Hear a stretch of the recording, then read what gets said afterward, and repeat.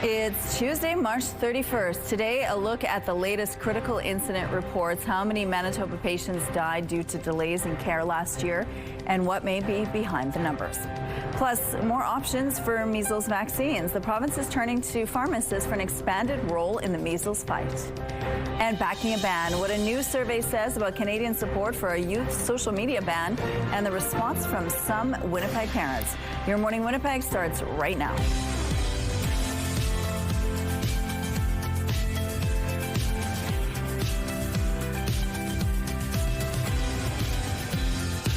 Good morning, Manitoba. Happy Tuesday, the last day of March. Good riddance. Yes, let's get rid of this month entirely. Well, we're going to have Ainsley McPhail throughout the morning telling us all about the Learning Disabilities Association of Manitoba and some of the awesome programs that they offer for kids that are struggling with learning disabilities, from dyslexia to ADHD and some of the other learning disabilities, and some of the programs they have, including some Francophone programs. So we're going to delve into that throughout the morning, but let's talk about that weather. More snow yesterday, but it was wet. It didn't stick around very much until this morning. There was a pile in my driveway. You'll see it out there this morning, especially if you were parked outside. Give yourself some extra time because you got some sweeping and clearing off to do. And okay, I'll say the plus side of this, how clean and bright everything looks this morning.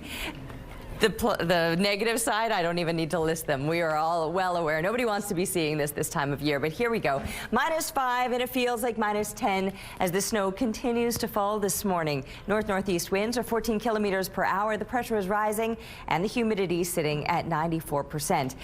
There's a glow to outdoors right now, though. The way the light kind of reflects off the snow, it is kind of cool, but I know it's just what nobody wants to see. And there you can see it on the satellite image, lingering right over Winnipeg and the surrounding areas, and then fairly heavy still yet off to parts of northwestern Ontario, where that system is tracking too.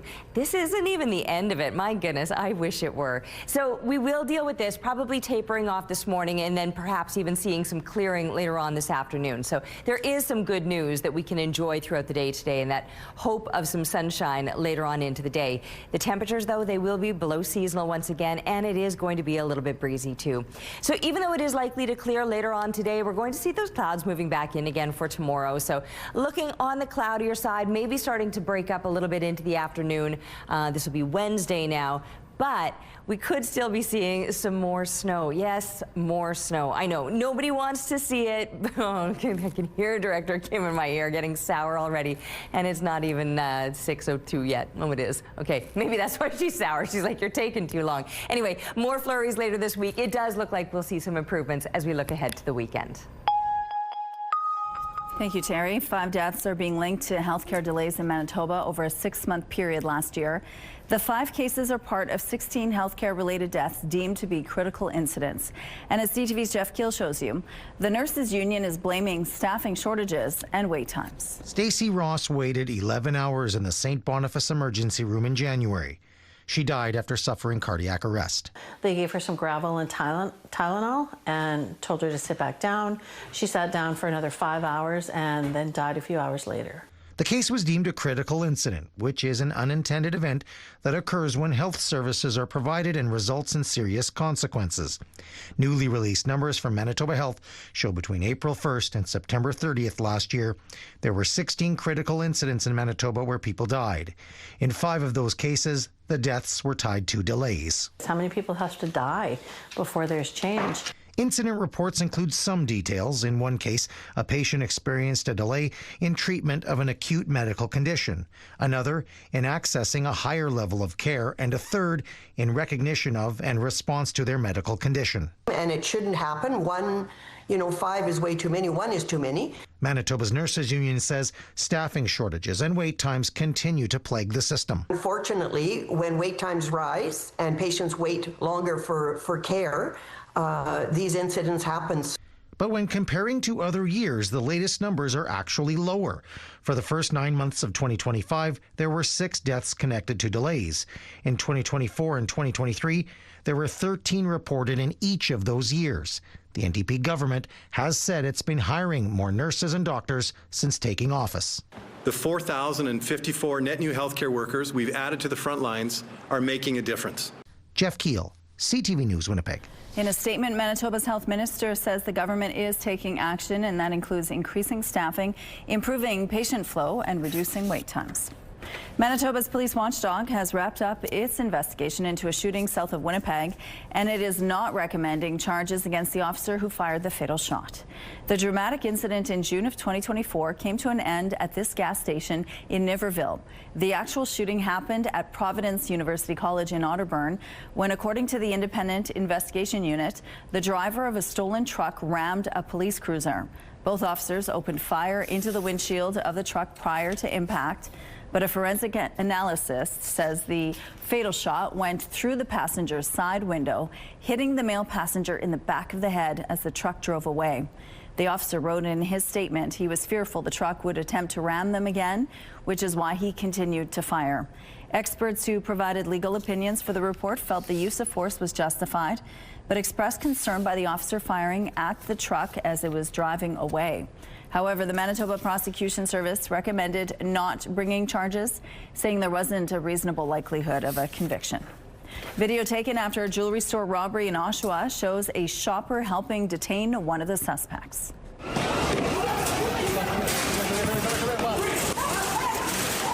The robbery happened on Sunday at the Oshawa Centre. Video shows the suspects being chased out by mall security, with a shopper grabbing one of the suspects in the hallway.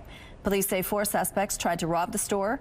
They were allegedly armed with hard-edged weapons, and one of them used bear spray. 2 of them were arrested in the mall. The others tried to flee in a getaway car. Police managed to arrest all suspects involved. They are also warning the public against taking matters into their own hands.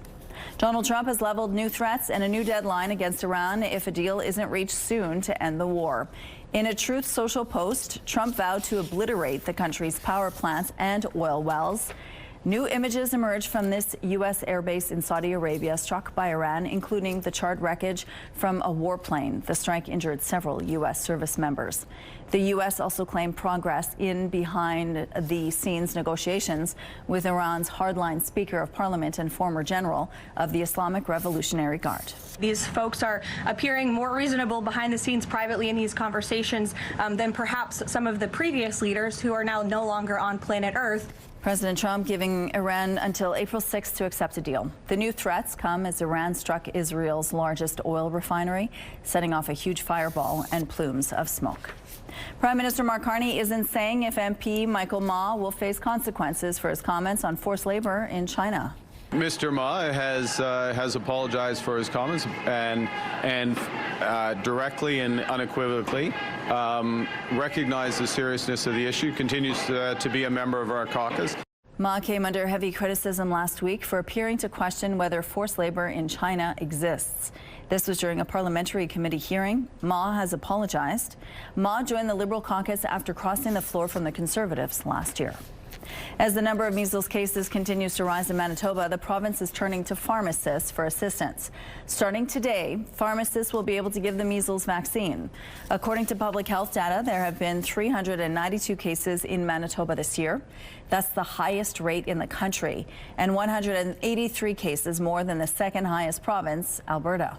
Pharmacists Manitoba offered to administer the measles vaccine as part of Manitoba's publicly funded immunization program last week. They'll be able to immunize people between the ages of 2 and 19 years old. The group says 90% of cases in the province are among those not immunized. It's really in the government's hands. They need to provide access to the vaccines, allow pharmacies to order them. Once pharmacies have access to the vaccines and we can administer the vaccines, there's really little time required on the sides of pharmacies and pharmacists to provide this vaccine. Health Minister Uzuma Azaguera expects to sign an order allowing this to happen later today. The vaccine will be provided to Manitobans free of charge. A kangaroo, Joey, is back with its owner after escaping a farm in Wisconsin. Chesney escaped last week when dogs approached his enclosure and started barking. He was gone and out of sight for days until volunteers started pouring in to help. Chesney is now home and okay, though he's still going to check in with a vet to be sure. All right, here's a look at what's happening in traffic right now at Confusion Corner. The streets are wet, slippery in some parts as well, so be mindful of that when you head out this morning. If you see any issues out on the streets, please send us a text.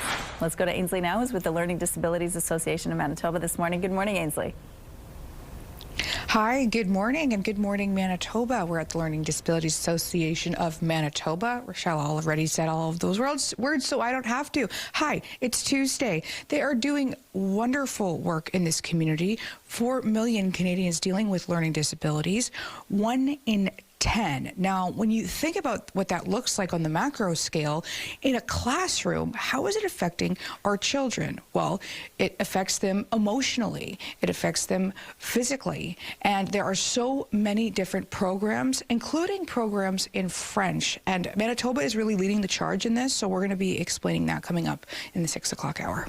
Okay, thank you, Ainsley. Let's go out to the rooftop now with our Terry. The umbrella's out because it's a wet start to the day. Yeah, I mean, it's just snow, but it's kind of a wet snow, and mostly I didn't want to get my hair wet. So here I am with my umbrella in the middle of a snow little globe, I guess. It kind of looks like, the way it's swirling out here, I mean, you know what? It is pretty. Merry Christmas. Oh, okay. -5. It feels like -10. We are dealing with fairly seasonal temperatures to kick off your morning right now. And the breeze is light to moderate, 14 clicks out of the north right now. Pressure rising, humidity sitting at 93%. Now that wind is likely to increase, and once again, very similar to yesterday, we'll deal with some stronger winds, some well below seasonal temperatures, and yes, more of this. It'll likely taper off though by about midday, and then into the afternoon we might even see increasing amounts of sunshine, so we have that to look forward to, but we're not going to be looking forward to pleasant temperatures today. I mean, -2 is where we're headed, when +5 would be normal for this time of year, so several degrees below what is normal. And then yes, we're dealing with the snow. Then I mentioned it'll clear this afternoon. We've got that hope of sunshine, but more clouds moving back in for tomorrow, so still on the cloudier side, still remaining below seasonal for the next few days. We should be getting to see some improvements with some warmer temperatures and maybe even some sunshine. We just have to wait until this coming weekend. Taking a break right now, but we'll be back with your Morning Winnipeg. Weather is brought to you by Mr. Lube Plus Tires. Same-day oil and tire changes.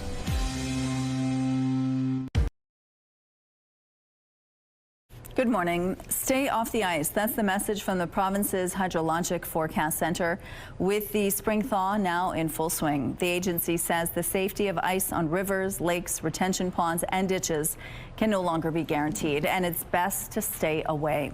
It says ice may appear the same as it did during the winter, but may not be able to support people or vehicles. You're also being encouraged to keep an eye on pets and children near waterways. Water levels are expected to begin rising in the coming days and weeks. Should children 16 and under be banned from using social media? That's what a new Angus Reid Institute poll asked Canadians, and overwhelmingly the answer was yes. CTV's Joseph Bernacki shows you why many who were surveyed support a full ban. When Australia banned social media for children under 16 4 months ago, some Manitoba parents applauded them for becoming the first country to do so. I thought, good for them. That's good. More of us should do that. More countries should do that. Winnipeg mom Daniel Birch isn't alone. A new Angus Reid survey found 75% of adults surveyed support a full ban on social media use for anyone under the age of 16. And 70% of parents with kids in that age range agree. I think just overall for kids' mental health and just learning social interactions, they're better off with less of that. Birch has a 14-year-old daughter. She says she took away her Snapchat account because peer pressure was affecting her teen's mental health. She's got Instagram now, but honestly, that's more than I think I'd like her to have. But, you know, we tried to find a happy medium, and she's doing well with that. Leslie Ruse, associate professor at the University of Manitoba, says the Australian ban was a bold choice. She says many parents are feeling overwhelmed as more and more apps become available. Some of the risks that we see from early online use and from, just a lot of online use are potential for increased exposure to cyberbullying, sleep disruption from late night use, social comparison to others and body image concerns, and algorithm-driven exposure to harmful or extreme content. But not every parent agrees to a ban. Davelin Deland has 2 kids aged 15 and 16. He compared the situation to a kid learning how to drive at 15 and a half. He says if they are responsible to drive at this age, they should be able to post with his supervision. The 15 to 16 is really tricky. Younger, I would definitely agree to say between 12 or up to 14. Joseph Bernacki, CTV News, Winnipeg. A ban could be coming to Canada in the future. Prime Minister Mark Carney's government is looking at the idea as part of an online harms bill, but it has signaled the debate is wide open. Canada Post is moving ahead with a restructuring plan that would essentially end all home delivery. The plan, mandated by the federal government, will slash the number of post offices and bring in community mailboxes. The recommendations were outlined last year by the federal government as a way to stabilize the corporation's finances. Now, Canada Post says it's moving ahead and will begin consultations with unions. The Canadian Union of Postal Workers National President Jan Simpson is calling it another attempt to derail the negotiations process. She goes on to say that right now they are focused on ratification votes on their new contract, which will begin April 20th. Canada Post has not announced any numbers on possible layoffs or post office closures. After working without pay for weeks, TSA officers began receiving paychecks Monday on U.S. President Donald Trump's orders. Paychecks, the officers say, can't come soon enough. The mental strain of not going to work or going to work and not getting paid for 3 out of the last 5 months is just unbelievable. The partial government shutdown is now into day 45. It's left the Department of Homeland Security without funding. TSA officers have called in sick in record numbers, 3,000 doing so on Saturday alone. More than 500 officers have quit since the funding crisis began last month. On Friday, Trump signed an executive order to redirect funds to give TSA workers their back pay as lawmakers failed to reach a deal before a 2-week congressional recess. The city of Winnipeg is planning ahead for potential extreme weather events and how it will deal with the aftermath. A request for proposal seeks a consultant to create a disaster response and recovery plan to address how post-disaster cleanups are handled within city limits. It says the regular waste management operations could be overwhelmed by the amounts of debris left behind by natural and human-caused events like tornadoes, floods, storms, and fires. The RFP deadline is April 14th, with the final plan expected by November 13th. Hockey parents know it's nice to see a friendly face during an early morning. Parents maybe have had a rough Saturday night, and he gives them a smile, so it's really good. It's one of the reasons I get my son up at 5:45. I'm like, oh, we're going to get Coach Paul. He's going to be upset. We got to be out on the ice. For 22 years, Coach Paul has run the Ted Reeve House League in Toronto. The league is open to players of all skill levels. Coach Paul does it all for the league. He's commissioner, player, greeter, and PA announcer all rolled in one. Coach Paul says he had no idea he would be running the show all these years, but since he's still going strong, he has no plans to stop anytime soon. Good for him. We have some road closures to remind you about this morning. The southbound median and curb lanes on Carlton Street will be closed from Ellis to Graham Avenue. Following the rush, the westbound curb lane on Ellis Avenue will be closed between Spence and Yonge Street, and the westbound curb lane on St. Mary Avenue will be closed from Balmoral to Portage. If you have any other traffic tips, please send us a text. And we're looking now through the CTV Live Eye, brought to you by Bath Fitter, exclusive home of the PermaFit solution. And you can see the flakes out there swirling around. Bit of a snow globe once again, and that's what we're waking up to. So it's looking very, very wintry out there as we're rounding out March. And I would just like to say good riddance. We are done with you, except it's really not our choice. This snow isn't done with us, and we'll deal with it yet through the morning hours and still could see it later this week.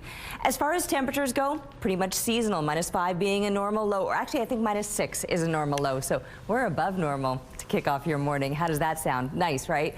Just don't believe it. -5 is where we're sitting, along with Portage, Gimli as well. -4 in the Morden Winkler area off to the east in Kenora. Slightly cooler over in Brandon, waking up to -7 along with Fisher Branch, and then there's Dauphin at -8. Now, you remember how much colder it was through central Manitoba yesterday. It's not as bad today, still pushing up into those mid-minus teens.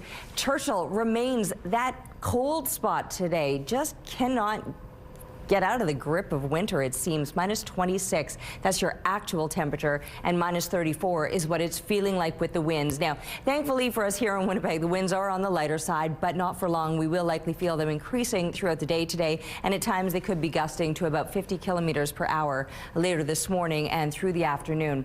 And then, of course, there's still the snow. We're seeing that continuing and likely will for another few hours yet. But by later on this afternoon, we should see the snow tapering off, the clouds beginning to break up a little bit, and a little more sunshine emerging. So that should make things look at least a little more pleasant later on today, even if it's not feeling much more pleasant, because we'll still deal with these well below seasonal temperatures getting up to about -2 this afternoon, and still with those stronger winds out of the northwest up to 50 kilometers per hour.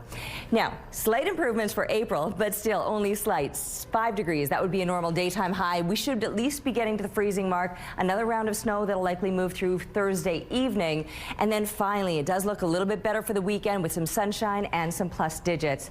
Well, these two got out before the snow yesterday at Birds Hill Park. They went for a bit of a stroll. Thanks to Brian for the photo, and keep them coming, please, to Winnipeg Weather at CTV.ca. We're taking a break. We'll be right back.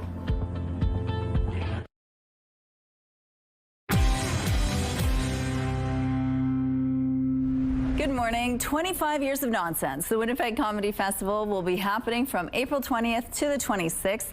And Your Morning Winnipeg is giving away a pair of tickets to watch all 5 mega shows at the Burton Cummings Theatre. It's your chance to laugh with Dave Murhage, Sean Majumder, Chris Wilson, Jan Arden, and more. To enter, head to the contest page on our website, ctvwinnipeg.ca. And don't forget to enter the keyword jokes. Good luck.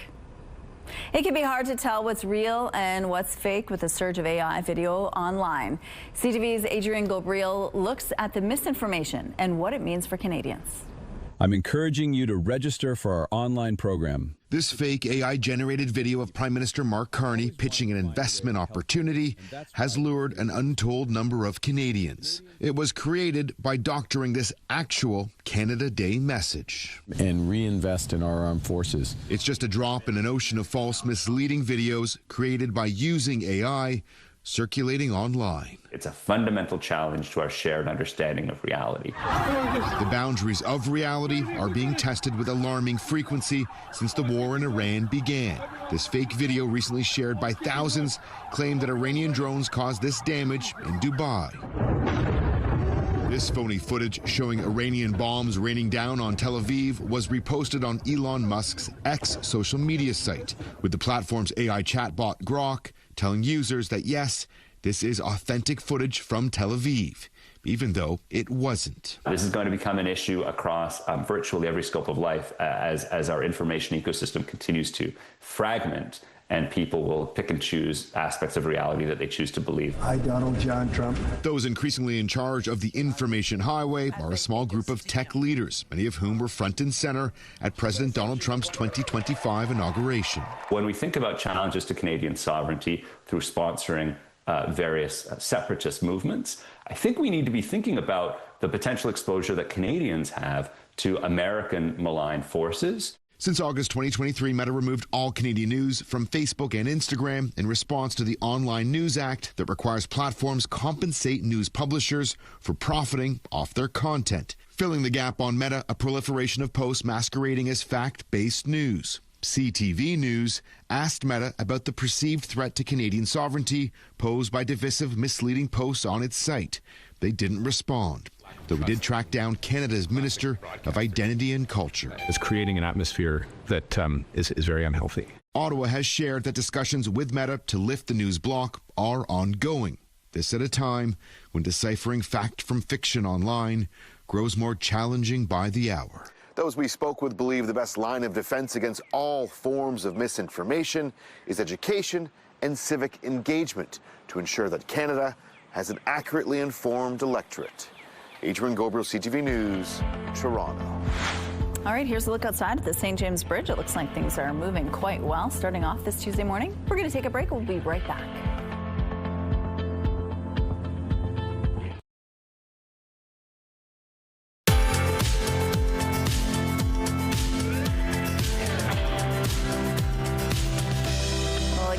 Like a lion, it's going out as a lion. This month of March can just go away already. I'm with you on that one. I cannot wait to see the end of March, except that April doesn't look a whole lot better. Oh, if only we could get some beautiful spring-like temperatures and conditions. I know we're all waiting for it. Good things come to those who wait. Look, it even looks like Christmas out there at the Forks, doesn't it? Ho, ho, ho. Here we go. -5, -10 is what it feels like once you're factoring in that 14K wind out of the north. The pressure rising, humidity at 93%. And yes, all of that fresh snow that was falling through the day yesterday, it continued overnight. And still, it's coming down, making it look all fresh and clean out there. I just know it's not what any of us really want to see. And there's enough. There's a couple of centimeters out there that it was covering the tops of my boots. If you were parked outside, it's going to be covering your vehicle. Give yourself time to sweep it off before you head out. So, as far as it continuing, probably for another few hours this morning, it should be tapering off later on today, and then maybe even some sunshine into the afternoon. As far as temperatures go, though, not even likely to crack the freezing mark today. -2 is where we're headed for a high temperature. As far as low temperatures, we're actually doing okay, but the gains will be minimal today. So staying below the freezing mark when +5 would be normal. Not only will we deal with the below seasonal and below freezing temperatures, we're going to notice those winds increasing, at times gusting to 50 kilometers per hour. Now, those winds should ease overnight, but we're dropping right down to -11. It's going to be a cold night ahead. Tomorrow, not a lot of sunshine. I know we're expecting, maybe we'd at least hope to see some with the sky clearing out overnight, but then those clouds are going to build right back up again throughout the day tomorrow. 0 degrees. We might do a little bit better with the temperatures, not much, and hovering around 0 still for Thursday, with more snow by Thursday night. Friday, perhaps getting a few peaks of sunshine and maybe some plus-digit temperatures, and the weekend a little bit better yet, a little more sunshine, a little more warmth. Holiday Monday, is it a holiday? Not for us. We'll be here. We'll be here. It's going to be cold. -1 expected. Hate crimes in our province dropped last year, according to a new report from Statistics Canada. The data shows 79 hate crimes were reported in Manitoba in 2024. That's down from 112 a year earlier and represents a drop from 7.8 to 5.3 per 100,000 people. 44 of those in 2024 were reported in Winnipeg, which is down from a 5-year high of 49 in 2023. While the numbers are an improvement in our province, StatsCan says the number of police-reported hate crimes in Canada continued to rise for a 6th straight year, more than doubling since 2018. There's been lots of reaction to the news that Air Canada CEO Michael Rousseau is retiring. I think he would be happy, and he would put somebody bilingual, I think, after. I don't think anyone has the duty to speak in both languages in front of TV. I would love him to, but that's business. Rousseau's decision to step down after his lack of French skills were criticized last week. He released a message of condolence following the deadly crash at LaGuardia Airport and spoke just 2 words in French. Quebec's premier, along with the minister responsible for French language and the leader of the Quebec Liberal Party, are all welcoming news of Rousseau's departure. They are all stressing the importance of having the next CEO bilingual. Rousseau is set to officially step down by the end of September. The federal government is implementing new measures in its fight against extortion, similar to measures seen in communities across the country. You're adding tools in the toolbox. So the men and women behind me in uniform, if you want them to be more effective, if you want them to be able to address the crime and prosecute and open investigation, they need intelligence. This is all based on intelligence. The Follow the Money strategy aims to strengthen agencies' ability to combat extortion. Measures include improving how financial intelligence is collected and shared. Officers with the Financial Transactions and Reports Analysis Center will work with local police to support the detection and disruption of extortion cases. An amateur astronomer in Winkler is bringing southern Manitoba's night sky to the world with a device so small it fits into your hand. CTV's Harrison Shin has this. Ad Astra. It's a Latin word meaning to the stars. Now Winkler's Kenton Dick is making an all-sky camera by himself. As far as I know, there's no commercially available complete all-sky camera build out there. So it's one of these things was kind of a rite of passage if you have to build one yourself. There are 3 components in this project: the lens, a mini computer, and an enclosure. Dick says in about 3 weeks it will join a network of other all-sky cameras around the globe, showing off Winkler's sky on the internet in real time. One of the things that is an advantage of putting rural Manitoba on the map is just the sky that we have. And it's just a way to share that beauty that Manitoba has with the rest of the world. But that's not the only thing this little thing can do. It will also have numerous sensors measuring humidity, atmospheric temperature, and barometric pressure. Dick hopes the data can help nearby farmers. I'm just going to put as much capability in there as I can, and if it's useful to someone, great, and if nothing else, I find it interesting, and I'm sure there's other people that do too. So this is the PC. So this has a database of 42,500 objects we can look at. Dick founded the Pembina Valley Astro Club after the COVID-19 pandemic started. While the All Sky project is a priority for him now, he says the club tries to offer astronomy events for free to educate and inspire. That's all astronomy really is. It's passing on knowledge to the next generation, and that's what we've been doing for hundreds of years, and I'm hoping we can continue to do it for thousands of years more. Harrison Shin, CTV News, Winkler, Manitoba. Winnipeg's Matt Dunstone rebounded Monday morning at the Men's World Curling Championship in Utah following back-to-back losses over the weekend. Right to ours is a good sign. Right on ours. Okay. Go straight trees on it. And that is for two. Back towards that back. That was the shot that broke the game open at the end of the fifth end, breaking a 2-2 tie with Poland. The Poles failed to capitalize on their last rocks in the sixth and seventh ends, handing Dunstone's team 2 steals en route to a 9-2 win. And Monday night, Canada defeated Japan by a score of 8-3. That puts Canada's record at 4-2. Canada will take on China this morning and Sweden in the evening draw. Here's a look at what's happening now on Notre Dame Avenue. It looks like things are starting off really well in this part of the city. If you see any issues out on the streets, send us a text, please. And here's a look now at your gas prices. The Canadian average is $1.74. The provincial average is at $1.65. In Winnipeg, it's slightly lower at $1.64. And the lowest price in the city is $1.50. All this information is on GasBuddy.com. The Price at the Pump is brought to you by the Kidney Foundation. Help by donating your card today. Ainsley McPhail is live at the Learning Disabilities Association of Manitoba. We're going to hear about the academic success services offered there. Stay with us for more.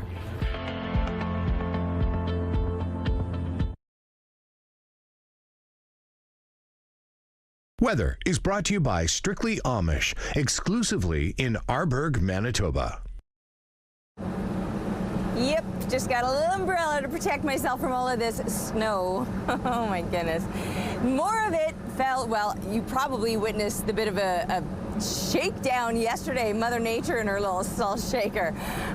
It was falling through the day yesterday, swirling with that breeze. It continued overnight, and yet it's still falling now. So things are looking very white and wintry out here for the last day of March, and it's going to be another below seasonal day for us. -5 is where we're sitting right now, feeling like -10.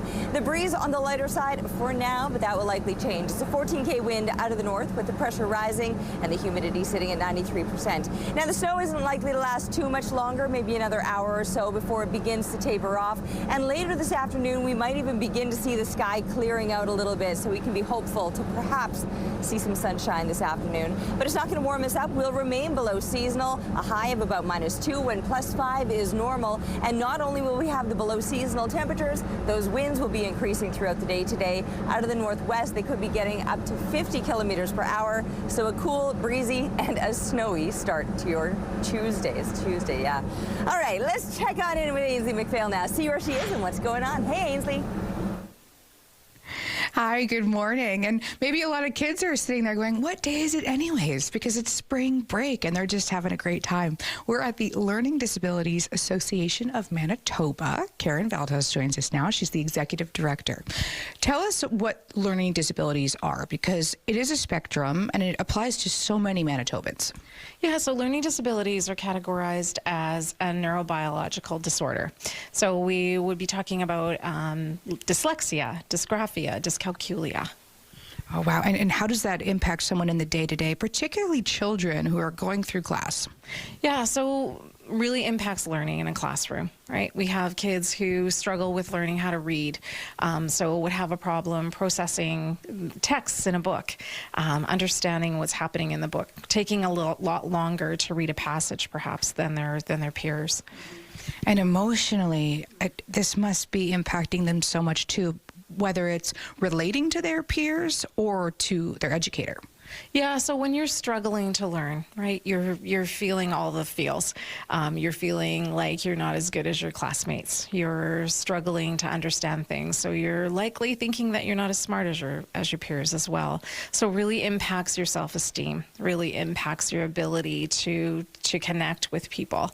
It can impact, how you're feeling about yourself. So there's lots going on, not just with the learning component, but a lot of that self-esteem component as well. Mm-hmm. And trying to put myself even in the shoes of a parent going through this. If there is a parent at home watching who's seeing some of these behaviors in their kid, what can they do next? Yeah, so really keeping an eye on what's happening, talking to the school, asking what teachers are seeing, right? Ensuring that we're kind of getting the same story. Sometimes we're hearing from parents who have a very different situation happening in their class or in their home than teachers are saying in the classroom. So really getting on the same page, but also even just reaching out to us to, to walk through some of those components and ask more questions, learn about learning disabilities is so important. Mm-hmm. Yes, reading, math, and the French language as well. So much is happening here at the Learning Disabilities Association of Manitoba. More coming up after the break.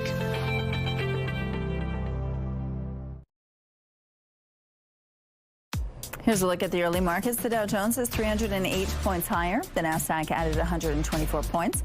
The S&P index is 42 points up. The Canadian dollar fell to 72.72 cents U.S. Overseas, the Hang Seng had small gains, and the Nikkei lost 822 points. Good morning. It is 6:46. Stay off the ice. That's the message from the province's Hydrologic Forecast Center. With a spring thaw now in full swing, the agency says the safety of ice on rivers, lakes, retention ponds, and ditches can no longer be guaranteed, and it's best to stay away. It says ice may appear the same as it did during the winter, but may not be able to support people or vehicles. You're also being encouraged to keep an eye on pets and children near waterways. Water levels are expected to begin rising in the coming days and weeks. Prime Minister Mark Carney isn't saying whether a Liberal MP will face consequences for his comments about forced labor in China. Mr. Ma has apologized for his comments and directly and unequivocally recognized the seriousness of the issue, continues to be a member of our caucus. Mark Carney was questioned for the first time since Michael Ma appeared to question human rights abuses in a region where China is accused of atrocities against Uyghurs, a mostly Muslim minority. Ma later apologized. The Liberal lawmaker recently crossed the floor from the Conservatives. The Alberta government says it plans to introduce a motion to amend the Constitution, giving the province a say in appointing Superior Court judges. The move comes a week after 4 premiers sent a joint letter to Prime Minister Mark Carney calling for a more collaborative process to appoint judges. Critics have expressed disdain for Smith's desire to appoint judges, calling it a steady decline in respect to democracy. If Alberta's motion passes, it would ask the House of Commons to take it up and consider a bilateral constitutional amendment. It's an annual tradition you may or may not be looking forward to. Spring cleaning is a way to refresh your space, but experts say it can also give your mental health a boost. Instead of labeling cleaning as a chore, reframe it as an act of self-care. Clinical psychologist Susan Albers says having a tidy space can boost a person's mood. She says it's been shown to improve sleep, concentration, energy levels, and decrease stress and anxiety. Cleaning provides immediate, visible, and tangible results, which our brain loves. It likes to see evidence of success. This in turn releases dopamine into the body, the pleasure neurotransmitter. But if you find your motivation is lacking, Alberts says to start small. Try tidying a desk or doing some digital decluttering just by deleting old emails. After that, you can move on to your bedroom and then the high traffic areas. As the FIFA World Cup approaches, there's now a warning from police to avoid getting scammed. The Canadian Anti-Fraud Centre and police in Toronto and Vancouver are warning Canadians and visitors for the games to remain vigilant. Large-scale events often generate significant demand for tickets, travel, and accommodations, and police say fraudsters often take advantage of those situations. Authorities are encouraging fans to take precautions when purchasing tickets or booking travel and accommodations. They're currently monitoring ticket and short-term rental fraud, as well as counterfeit merchandise. Winnipeg Jets star Jonathan Toews traded in the face-off circle for the pitching mound over the weekend.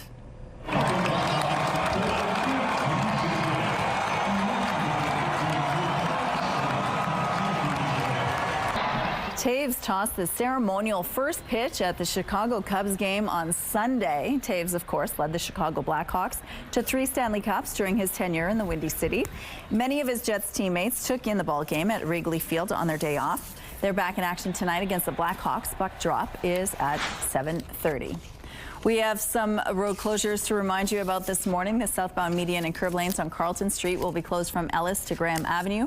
Following the rush, the westbound curb lane on Ellis Avenue will be closed between Spence and Yonge Street, and the westbound curb lane on St. Mary Avenue will be closed from Balmoral to Portage. If you have any other traffic tips, send us a text, please.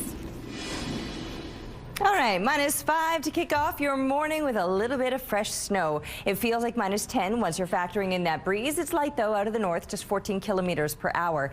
The pressure is rising. The humidity is sitting at 93%. I chuckle a bit because I see the camera shaking just as I was saying, oh, it's a lighter breeze, knowing that that wind will be increasing throughout the day today. And times getting up to 50 kilometers per hour. Nothing light about that. It will be a very gusty day today and cool, below seasonal, with, yes, some lingering snow. There you see it on the satellite image right now. Far heavier, though, off to the east of us. So northwestern Ontario, you are still in for a walloping. We're seeing the end of this system, knowing that there's still more to come. Oh, I wish I had better news. For Churchill, the better news is you'll enjoy some sunshine and some slightly milder temperatures. Even though it's every bit as cold this morning as what you've been dealing with, you should start to feel some improvements throughout the afternoon today. Other places will be getting a little bit closer to the freezing mark, a slightly milder day today than what you've been experiencing, but still below seasonal. Flin Flon might get up to the freezing mark. You might see glimmers of sunshine in places like the Pas. Otherwise, mainly cloudy conditions expected throughout much of northern Manitoba. There will be more breaks through perhaps the central part, or later on today, parts of southern Manitoba will be clearing out. That'll be after this snow passes through and those clouds push on out of the way. Then some brief moments of sunshine before we see those clouds back again for tomorrow. Yes, they will be back. Today we are still dealing with that snow and will for probably another couple hours yet, and then it tapers off a little bit brighter into the afternoon. But you can see these temperatures staying below the freezing mark when +5 would be a normal daytime high throughout southern Manitoba. So not only are we below freezing, below the seasonal temperatures obviously then too, but we should be getting closer to those values as we're looking ahead to the weekend. The rest of this week, though, still colder than you would expect, cloudier than we would like, and perhaps even snowier than we would like too. Another round of the white stuff moving through Thursday evening. And then, yes, it does look like we'll see those improvements waiting for us this coming weekend. Thank you, Terry. The countdown is on for tomorrow's liftoff for NASA's Artemis 2 mission. 4 astronauts, including Canada's Jeremy Hansen, are set to blast off and fly around the moon. CTV's Heather Wright is in Cape Canaveral, Florida, with more on the nerves and the excitement. After years of planning and preparation, Artemis 2 is now T-minus 1 day until launch. The vehicle's ready, the system is ready, the crew is ready. The crew will be making history once this mission begins. Among the members, the first woman, first black man, and first Canadian to travel to deep space. We were very fortunate through efforts by the Canadian Space Agency, right, to secure a position for our Canadian astronaut on this mission.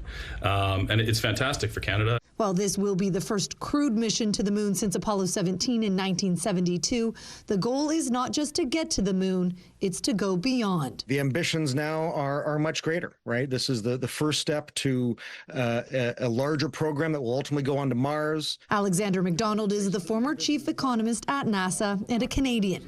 He says Canada has an opportunity to play a leadership role in the future of space exploration, but that will require more investment. Canada significantly lags its peers when it comes to spending on space. If we want that to change, then we need to make that a priority. I personally think we should, and I think the opportunities that would result from that would be very significant, both for jobs, for education, for opportunities for talented Canadians to excel. NASA plans to drastically ramp up its lunar program with the goal of at least 1 moon landing per year by 2028 and the construction of a moon base by 2030. Behind this flight stands a campaign. Landings, a lunar base, a nuclear propulsion into deep space. That begins, not ends, with what happens on Wednesday evening. And in a first for a lunar mission, anyone who wants to will be able to track the entire 10-day mission from their phone, including the location of the spacecraft, its velocity, and distance from Earth. Heather Wright, CTV News, Cape Canaveral, Florida. So cool. For an 11-year-old Victoria boy, a walk with his mom turned into a conversation about life's biggest questions. CTV's Adam Sawatsky has the story. Well, it's not unusual for Elliot Smith to spend time near nature with his mom. I like going on hikes and walks with my mom. And it's not uncommon to borrow her phone to take photos of birds along the way. Really nice there. I'm glad we got out today. It is irregular to happen upon this invitation to chat with a philosopher for free. It's like questions almost, but like deep, thought out questions. Before Elliot asks his deep question, Dominique Poulin answers what she's doing here. I'm on a philosophy road trip. A philosophy road trip? Dominique, who earned a master's in philosophy before working as a counselor, is traveling from Quebec to BC, having conversations with countless hundreds of strangers along the way. It goes back to Socrates, right? Socrates, the famous Greek philosopher who regularly had conversations in public places with all sorts of people. They choose the question, and then we think together. But rather than debate ideas, Dominique strives for dialogue. And opening yourself up to different perspectives. And after embarking on 9 other philosophical road trips across Canada, the U.S., and Europe, Dominique says the most common questions are the same as Elliot's. What's the meaning of life? Why do I exist? You think about that kind of stuff? Yeah. The 11-year-old suggests the meaning of life is enjoying what you love, like watching football, collecting cards, or spending time with your mom. Well, Dominique wonders if we exist to share love. So does that mean your life doesn't have meaning when it doesn't have love? While they don't discover any definitive answers, Excellent question. they do seem to agree with Socrates that an unexamined life is not worth living, that we can find meaning by simply asking these kinds of questions together. Talking to meet new people, that in itself is a joy. I think I'll probably be thinking about it all day because it was a really deep and enjoyable conversation. Adam Sawatsky, CTV News, Victoria. All right, here's a look outside now on the Provencher Bridge. It looks like things are moving well. It is snowing out there right now. We're going to take a quick break. We'll be back after this with your 7 o'clock headlines. Stay with us.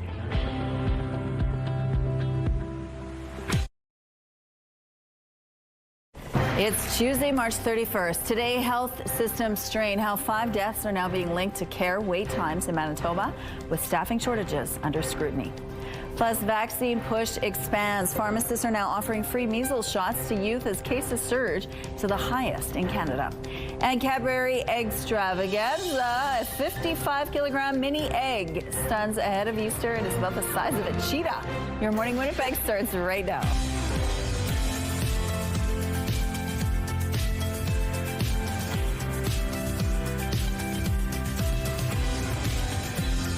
Good morning at 7 o'clock on your Tuesday. Thank you so much for being with us here on Your Morning Winnipeg. At 7:52, the All Elite Wrestling is coming back to town. In fact, they're here tomorrow. So we're going to have one of the stars of the show join us at that time to tell us a little bit about what we could expect. And it's going to be a lot of body slamming. I think it's going to be fun to watch. On the show today? Not today. Oh, no, I'm not getting. I'm like, yes, I am here for it. Maybe if you volunteer. No, we won't have any of that. We're going to have the juicy details about what you can expect at the show tomorrow. Fun. Okay. Not that fun. All right, let's talk about the weather. Take your fun outside. You do some body slamming and then make it into a snow angel. That's what you can do outside today. Another fresh round and a few centimeters out there that you could be falling into. It is fluffy and fresh this morning and it looks all pretty and pristine, except for the fact that it's the end of March and this is not at all what we wanted to wake up to this morning. -5 feels like -10 with the north wind 14 kilometers per hour. The pressure is rising and the humidity sitting at 93%. Look at that, a full-out winter scene outside this morning. Well, the snow, you probably noticed it through the day yesterday. Hard not to notice the way it was swirling around everywhere. Continued overnight. There you can see it still on the satellite image, or just peek outside your window and you'll see it still falling. And even more active off to the east of us, northwestern Ontario. You're going to get what we saw yesterday, whereas here in the southeast, we're going to see the tail end of this one. Yeah, that does mean I'm kind of setting you up for more, which we'll see later on this week. Anyway, this will come to an end within the next few hours. The clouds even clearing out. We'll hopefully see some more sunshine into the day. The temperatures will still remain below seasonal, although that's not just a today thing. That's pretty much the rest of this week, maybe even the weekend, although it will at least improve for the weekend. For northern Manitoba, those heavier clouds lingering, some scattered flurries for many of us. The possibility at least is there. And while it clears out through the afternoon, it clouds back over again for tomorrow. So don't expect to be seeing too much of that sunshine throughout this week. And I mentioned more snow. That could be passing through by Thursday night. So another round of the white stuff is quite likely later on this week, and then finally starting to see those improvements. And they should be coming with some plus digits. It's just going to take some time. We'll wait for that this weekend.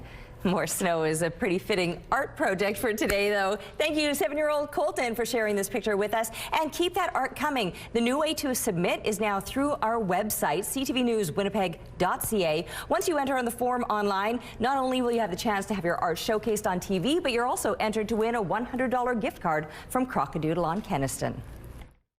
The weather art of the day is brought to you by Crockadoodle Paint Your Own Pottery. Make memories that last forever.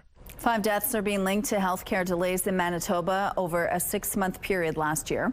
The 5 cases are part of 16 healthcare-related deaths deemed to be critical incidents. And as CTV's Jeff Keel shows you, the nurses union is blaming staffing shortages and wait times. Stacey Ross waited 11 hours in the St. Boniface emergency room in January. She died after suffering cardiac arrest. They gave her some Gravol and Tylenol and told her to sit back down. She sat down for another 5 hours and then died a few hours later. The case was deemed a critical incident, which is an unintended event that occurs when health services are provided and results in serious consequences. Newly released numbers from Manitoba Health show between April 1st and September 30th last year, there were 16 critical incidents in Manitoba where people died.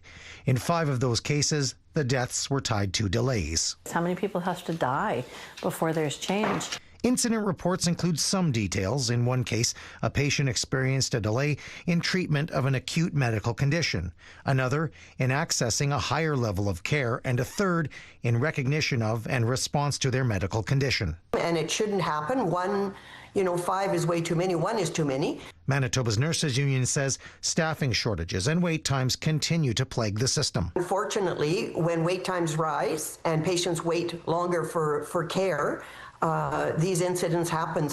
But when comparing to other years, the latest numbers are actually lower. For the first 9 months of 2025, there were 6 deaths connected to delays. In 2024 and 2023, there were 13 reported in each of those years. The NDP government has said it's been hiring more nurses and doctors since taking office. The 4,054 net new healthcare workers we've added to the front lines are making a difference. Jeff Keel, CTV News, Winnipeg. In a statement, Manitoba's health minister says the government is taking action, and that includes increasing staffing, improving patient flow, and reducing wait times. Manitoba's police watchdog has wrapped up its investigation into a shooting south of Winnipeg, and it is not recommending charges against the officer who fired the fatal shot. The dramatic incident in June of 2024 came to an end at this gas station in Niverville. The actual shooting happened at Providence University College in Otterburn when, according to the independent investigation unit, the driver of a stolen truck rammed a police cruiser. Both officers opened fire into the windshield of the truck prior to impact, but a forensic analyst said the fatal shot went through the passenger side window, hitting the male passenger in the back of the head as the truck drove away. The officer wrote in his statement he was fearful the truck would attempt to ram them again, which is why he continued to fire. Experts who provided legal opinions for the report felt the use of force was justified, but expressed concern by the officer firing as the truck was already driving away. However, the Manitoba Prosecution Service recommended not bringing charges, saying there wasn't a reasonable likelihood of conviction. Donald Trump has leveled new threats and a new deadline against Iran if a deal isn't reached soon to end the war. In a Truth social media post, Trump vowed to obliterate the country's power plants and oil wells. New images emerged from this U.S. airbase in Saudi Arabia struck by Iran, including the charred wreckage from a warplane. The strike injured several U.S. service members. The U.S. also claimed progress in behind-the-scenes negotiations with Iran's hardline Speaker of Parliament and former general of the Islamic Revolutionary Guard. Folks are appearing more reasonable behind the scenes privately in these conversations than perhaps some of the previous leaders who are now no longer on planet Earth. President Trump giving Iran until April 6th to accept a deal. The new threats come as Iran struck Israel's largest oil refinery, setting off a huge fireball and plumes of smoke. Canada Post is moving ahead with a restructuring plan that would essentially end all home delivery. The plan, mandated by the federal government, will slash the number of post offices and bring in community mailboxes. The recommendations were outlined last year by the federal government as a way to stabilize the corporation's finances. Now, Canada Post says it's moving ahead and will begin consultations with unions. The Canadian Union of Postal Workers National President Jan Simpson is calling it another attempt to derail the negotiations process. She goes on to say that right now they are focused on ratification votes on their new contract, which will begin April 20th. Canada Post has not announced any numbers on possible layoffs or post office closures. The city of Winnipeg is planning ahead for potential extreme weather events and how it will deal with the aftermath. A request for proposal seeks a consultant to create a disaster response and recovery plan to address how post-disaster cleanups are handled within city limits. It says the regular waste management operations could be overwhelmed by the amounts of debris left behind by natural and human-caused events like tornadoes, floods, storms, and fires. The RFP deadline is April 14th, with a final plan expected by November 13th. Cadbury has revealed a gigantic 55-kilogram egg ahead of Easter. 55 kilograms, by the way, is about the same weight as a cheetah. Think about this, at 70 centimeters tall, more than 2 feet, it's the world's largest mini egg. It's now on display at Cadbury World in Birmingham, England. Looks tasty. Here's a look at what's going on now on Kennison at Sterling Line Way. It looks like things are moving quite well, maybe a little slow, but the streets are a little bit slippery and wet in some parts. So be mindful of that when you head into work or school this morning. Canada's tech stocks are heading for their worst quarter in nearly 4 years as the software-heavy sector was hit by fears about artificial intelligence-related disruption and then the Middle East conflict. It sent money toward the energy names. The S&P TSX Composites Information Technology Sub-Index has tumbled more than 26% in the first 3 months of the year as of Monday's close. That put the gauge on track for the biggest quarterly drop since the second quarter of 2022, back when central banks were aggressively raising borrowing costs. Microsoft's business software ecosystem faces a UK antitrust probe starting in May to decide whether licensing practices for products such as Word, Excel, and AI app Copilot need tighter regulation. The Competition and Markets Authority saying Tuesday it will open the investigation to decide whether the company must be given so-called strategic market status, allowing the regulator to impose penalties and steps to improve competition. Those are your morning business headlines. For BNN Bloomberg, I'm Roger Peterson. All right, let's go back now to Ainsley McPhail, who's live at the Learning Disabilities Association of Manitoba. We're learning a lot about some of the programs being offered there and how they can support students who are struggling. Good morning. Good morning. I hope everybody's having a nice and restful spring break here in Manitoba. Now, these disorders are affecting 1 in 10 Canadians. That is about 4 million folks, and the Association of Manitoba is helping so many locally, leading the charge across Canada, particularly in the French programming. So we're going to be telling you about what they're doing to help folks with dyslexia. We're also going to be chatting with a social worker because the emotional toll it can take on these kids, but also their parents as well. Ways to communicate this, ways to empower these kids, as well as their educators, so that they can meet them where they're at and make them feel a lot better about coming back to school.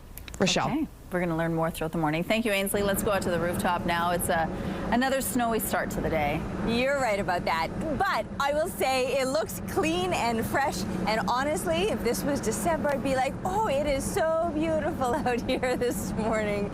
Maybe I'm not saying that because of the time of the year. In fact, I will 100% say I'm not saying that because of the time of the year. We're wrapping up March with more snow and expecting to see more snow into the start of April, too. Yeah, I just jumped ahead there. Let's back it up a little little bit. -5 is where we're sitting right now. -12 is what it feels like, but you're factoring in the breeze, which is starting to increase now. 21 kilometers per hour out of the north-northwest. The pressure rising, humidity sitting at 93%, and there's a good dusting, even more than a dusting. There's a couple of centimeters out here this morning. If you were parked outside, for example, you're going to have to sweep off your vehicle. Myself, as a pedestrian, I stepped outside and it was covering the tops of my boots. So there you go. Yeah, just to give you an indication of how much snow we saw. And this will still continue for another hour or so before it tapers off. Clearing through the afternoon, we should see increasing amounts of sunshine, but below seasonal temperatures, increasing winds. We're in for another kind of blustery day. Like I said, that bit of sunshine that we'll see this afternoon will be a little bit pleasant, but there's still more snow later this week. Weather is brought to you by Blinds Are Beautiful. Our new Hunter Douglas showroom is at 900 Lorimer. It's time now for our question of the day. Easter is this Sunday, and we love some good sweets, so we want to know, what's your favorite Easter treat? You can text your answer to 10400. Make sure to follow the automated instructions so we can feature your response, and please don't forget to include your name. Question of the day, brought to you by Provivo, Manitoba's #1 cool sculpting clinic. Science-backed body contouring. At Your Morning Winnipeg, we're all about celebrating your amazing pets, furry, feathered, or scaly. Your Pet of the Week submissions are amazing. We want more, whether it's dogs, cats, birds, or any other pet pals. Send them our way. Drop your pet photos and a fun little story about them to petoftheweek@ctv.ca, and then catch us every Thursday to find out if your pet is our Pet of the Week on Your Morning Winnipeg. We're going to take a quick break here. We'll be right back after this with more Your Morning Winnipeg.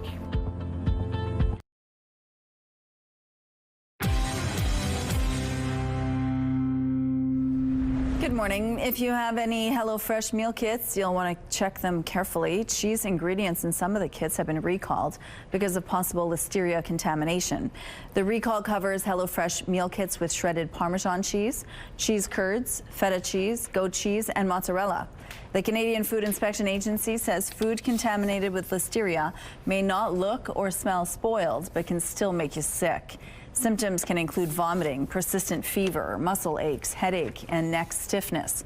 In severe cases of illness, people can die. If you have any of the recalled products, they should be thrown out. As the number of measles cases continues to rise in Manitoba, the province is turning to pharmacists for assistance.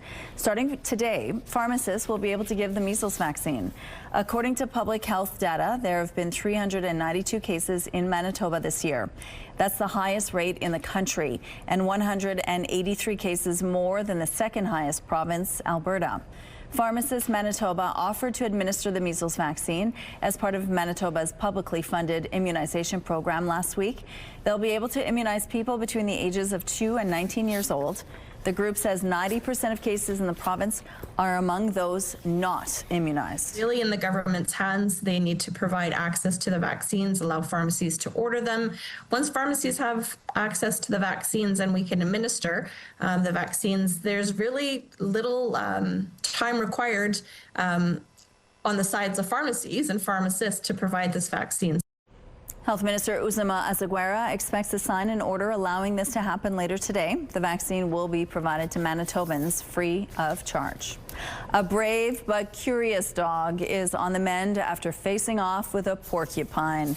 According to Southern Georgian Bay OPP, this husky was found with a face full of quills in Tay Township. The dog was taken to a 24-hour vet clinic for treatment. It is now said to be doing well and will be rehomed. Poor little guy. Here's a look at the current traffic situation now along Osborne Street. Looks like things are still moving quite well in this part of the city. If you see any problems out on the streets or you know of anything, please text us when it's safe and legal to do so.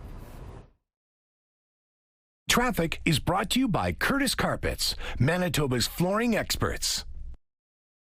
Now for entertainment, Céline Dion celebrated her 58th birthday yesterday with a gift for her fans. I'm getting the best gift of my life. I'm getting the chance to see you, to perform for you once again in Paris.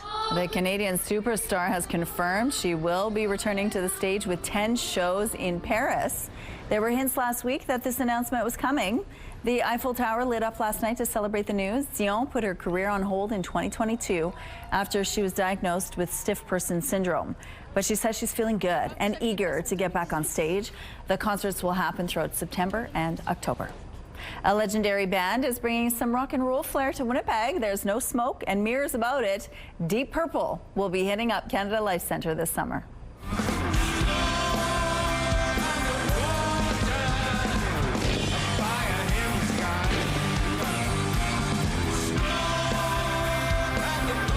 Known for songs like Smoke on the Water, Highway Star, and Child in Time, the band has sold more than 100 million albums.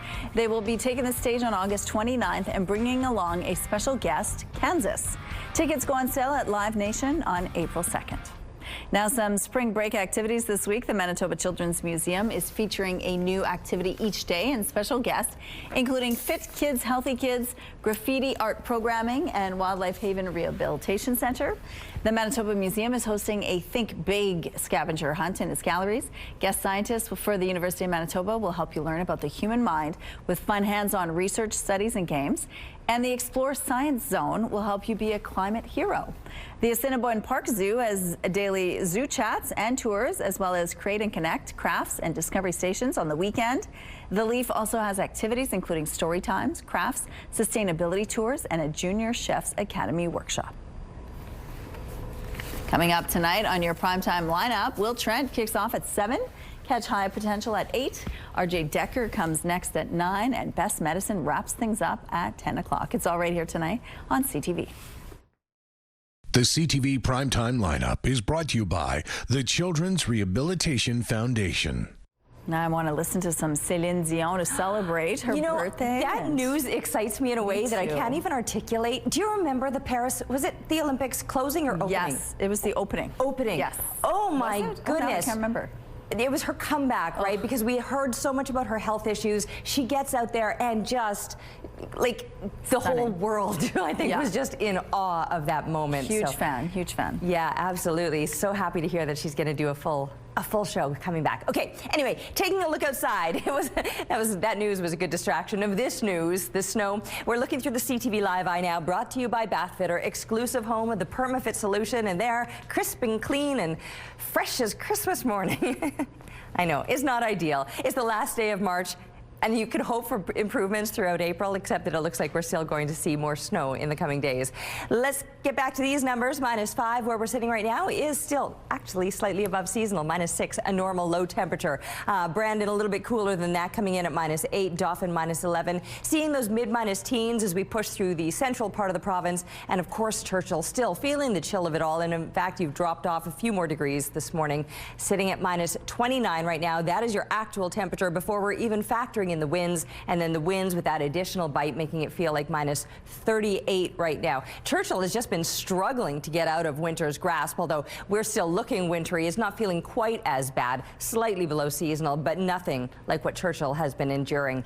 There you can see the snow still coming down right now on the satellite image, and more of it off to the east of us through parts of northwestern Ontario. Throughout the day today, we should see some improvements with the conditions as the snow tapers off, sun peaks out, and we'll see more of that into the afternoon, but topping out at about -2. +5 is a normal daytime high. We'll do a little bit better tomorrow, but heavier clouds will be back, and more than clouds, snow by Thursday evening. But the improvements waiting for us this weekend with sunshine and some +digit temperatures. Or how about this to put a smile on your face? These two look absolutely adorable as they're headed out for a walk at Birdsell Park. Thanks to Brian for sharing this photo, and keep the pictures coming, please, to Winnipeg weather at ctv.ca.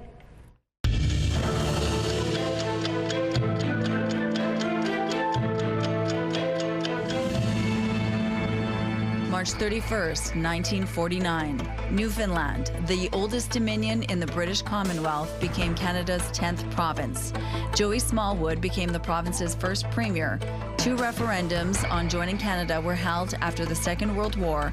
The first was inconclusive, and the second approved Confederation by only 52% to 48%. March 31st, 1979. A mass evacuation took place from near the area of the 3 Mile Island nuclear plant near Harrisburg, Pennsylvania.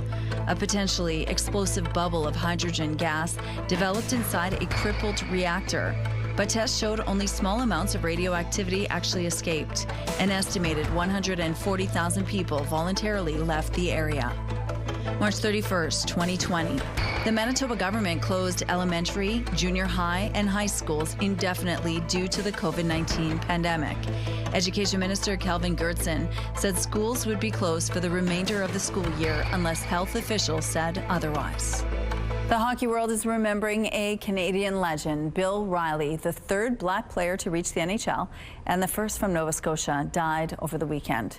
CTV's Paul Hollingsworth looks at his trailblazing life and legacy. It was at this arena where Bill Riley first made a name for himself as a local hockey star. Wherever he went, he was always from Amherst, Nova Scotia. In 1974, Riley debuted with the Washington Capitals, becoming the third black player to reach the NHL and the first from Nova Scotia. In the 1970s, it was an incredible accomplishment. Riley died on Sunday following a long battle with cancer. He played 139 NHL games, scoring 31 goals, and was also a star in the American Hockey League. In 2024, Riley reflected on his hockey accomplishments. Your best memories are your first NHL goal, and all the friends you made along the way. Hockey executive Dean Smith says Riley dealt with racism at all levels of his career, yet he remained positive about his life in hockey. And as a result, he spent the rest of his days contributing to young athletes in the game and young black athletes in particular. The Bill Riley Award and Scholarship were launched 4 years ago,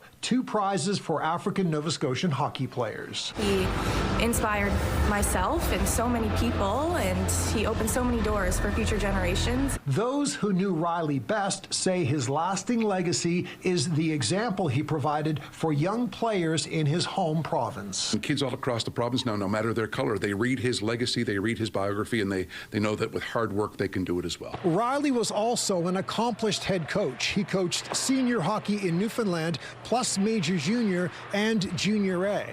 Bill Riley was 75. Paul Hollingsworth, CTV News, Halifax. Let's go back now to Ainsley McPhail at the Learning Disabilities Association of Manitoba. They help students every day with some of the programs there. Good morning.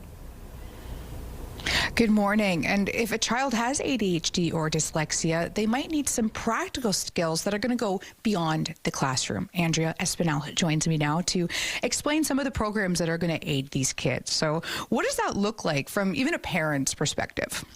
So we have programs supporting students of all ages. One of our new services is our academic success services. So this session will help a student, mostly post-secondary that we're helping right now, but anything from helping you set up your materials for the term, building a study schedule, learning tools and strategies to stick to a study schedule, anything related to school and academics, we step in and provide support, provide information as needed. And I think also for folks to have the understanding or the education that this is just something that people need. It's just another accommodation that is so needed.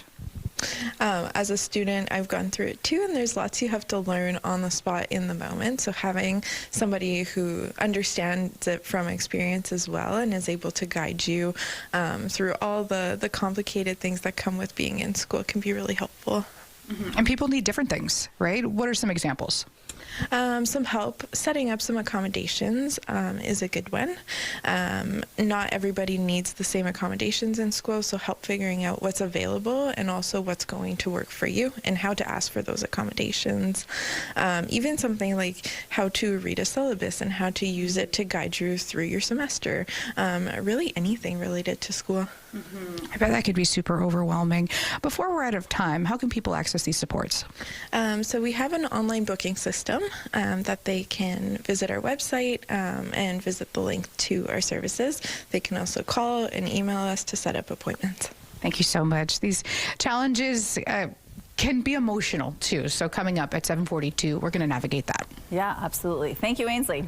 All right, well, on this day when the kids are at home, maybe they'll learn a little bit something about the weather and get outside and shovel. Right? That's exactly what I would do with my kids before they even have the chance to utter, I'm bored.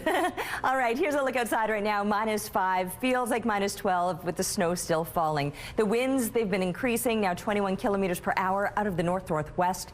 The pressure rising and the humidity sitting at 93%.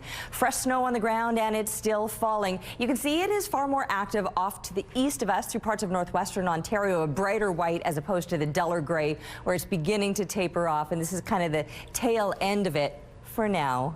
As that tapers off later on this morning, we might see increasing amounts of sunshine. The clouds clearing a little bit, moments of sunshine into the afternoon, but it's still not going to warm us up anywhere close to what is normal for this time of year. With +5 being a seasonal high, we'll likely cap out at about -2 today. And then you add that wind on top of that, it might be feeling even cooler with 50k winds gusting out of the northwest. Now that wind should taper off overnight, just a few clouds lingering, but without those clouds, temperatures will be plummeting, and we're well below seasonal this coming night, so it's going to be a cold start tomorrow, and we will make some improvements, just nowhere near seasonal again. And as much as it might clear out through the afternoon and overnight, those clouds moving back in again tomorrow. 0 degrees is what we're expecting for Wednesday. Thursday, still around the freezing mark, but by Thursday night, more snow passing through. It should, however, improve with the sky conditions improving, sunshine, and some warmer temperatures as we're looking ahead to the coming weekend. Hate crimes in our province dropped last year, according to a new report from Statistics Canada. The data shows 79 hate crimes were reported in Manitoba in 2024. That's down from 112 a year earlier and represents a drop from 7.8 to 5.3 per 100,000 people. 44 of those in 2024 were reported in Winnipeg, which is down from a 5-year high of 49 in 2023. While the numbers are an improvement in our province, Stats Can says the number of police-reported hate crimes in Canada continued to rise for a 6th straight year, more than doubling since 2018. Prime Minister Mark Carney isn't saying whether a Liberal MP will face consequences for his comments about forced labor in China. Mr. Ma has apologized for his comments and directly and unequivocally recognized the seriousness of the issue, continues to be a member of our caucus. Mark Carney was questioned for the first time since Michael Ma appeared to question human rights abuses in a region where China is accused of atrocities against Uyghurs, a mostly Muslim minority. Ma later apologized. The Liberal lawmaker recently crossed the floor from the Conservatives. There's been lots of reaction to the news that Air Canada CEO Michael Rousseau is retiring. I think he would be happy, and he would put somebody bilingual, I think, after. I don't think anyone has the duty to speak in both languages in front of TV. I would love him to, but that's business. Rousseau's decision to step down comes after his lack of French skills were criticized last week. He released a message of condolence following the deadly crash at LaGuardia Airport and spoke just 2 words in French. Quebec's premier, along with the minister responsible for French language and the leader of the Quebec Liberal Party, are all welcoming news of Rousseau's departure. They are all stressing the importance of having the next CEO be bilingual. Rousseau is set to officially step down by the end of September. The Alberta government says it plans to introduce a motion to amend the Constitution, giving the province a say in appointing Superior Court judges. The move comes a week after 4 premiers sent a joint letter to Prime Minister Mark Carney calling for a more collaborative process to appoint judges. Critics have expressed disdain for Smith's desire to appoint judges, calling it a steady decline in respect to democracy. If Alberta's motion passes, it would ask the House of Commons to take it up and consider a bilateral constitutional amendment. An oil tanker from Kuwait came under attack from Iran this morning. The fully loaded tanker was hit in the waters off Dubai. No injuries or spills were reported.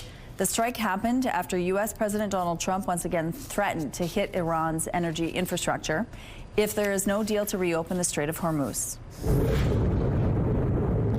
There were more strikes this morning in Iran. Israeli Prime Minister Benjamin Netanyahu told a U.S. outlet the war is past the halfway point in terms of missions. A military spokesperson added this morning, Israel is prepared to keep striking for weeks to come. Iran also hit several cities in central Israel today. You might view this next item and ask, is this the right place for an elephant? Alice the elephant was spotted on a walkway for people at the Albuquerque Biopark. Zoo workers say Alice managed to get out of her enclosure to go on a stroll. She was eventually led back to her enclosure. The zoo was closed at the time, so no guests were caught by surprise. Here's some road closures to remind you about this morning. The southbound median and curb lanes on Carlton Street will be closed from Ellis to Graham Avenue. Following the rush, the westbound curb lane on Ellis Avenue will be closed between Spence and Yonge Street, and the westbound curb lane on St. Mary Avenue will be closed from Balmoral to Portage. And we have a traffic alert to share. A motor vehicle crash is blocking the southbound curb lane on Disraeli Overpass, so keep left to pass and expect some southbound delays. If you have any other traffic tips, please send us a text. Here's a look now at your gas prices. The Canadian average is $1.74. The provincial average is $1.65. In Winnipeg, the average is $1.64. And the lowest price in the city is $1.50. All this information is on GasBuddy.com. The Price at the Pump is brought to you by the Kidney Foundation. Help by donating your car today. If you're looking for inspiration on your home project, Your Morning Winnipeg has a contest that could help. The Winnipeg Home and Garden Show runs April 9th to the 12th at the RBC Convention Center, and we have a few prizes to give away. This is your last chance to walk away with a $500 gift card, 4 tickets to the show with VIP seating, and a meet and greet with Brian Ballmer. To enter, head to the contest page on our website, ctvwinnipeg.ca, and don't forget to enter the keyword home. Good luck. Here's a look now at current conditions. We're sitting at -5, but the wind chill feels like -12. And yes, it is snowing. We'll be right back after this.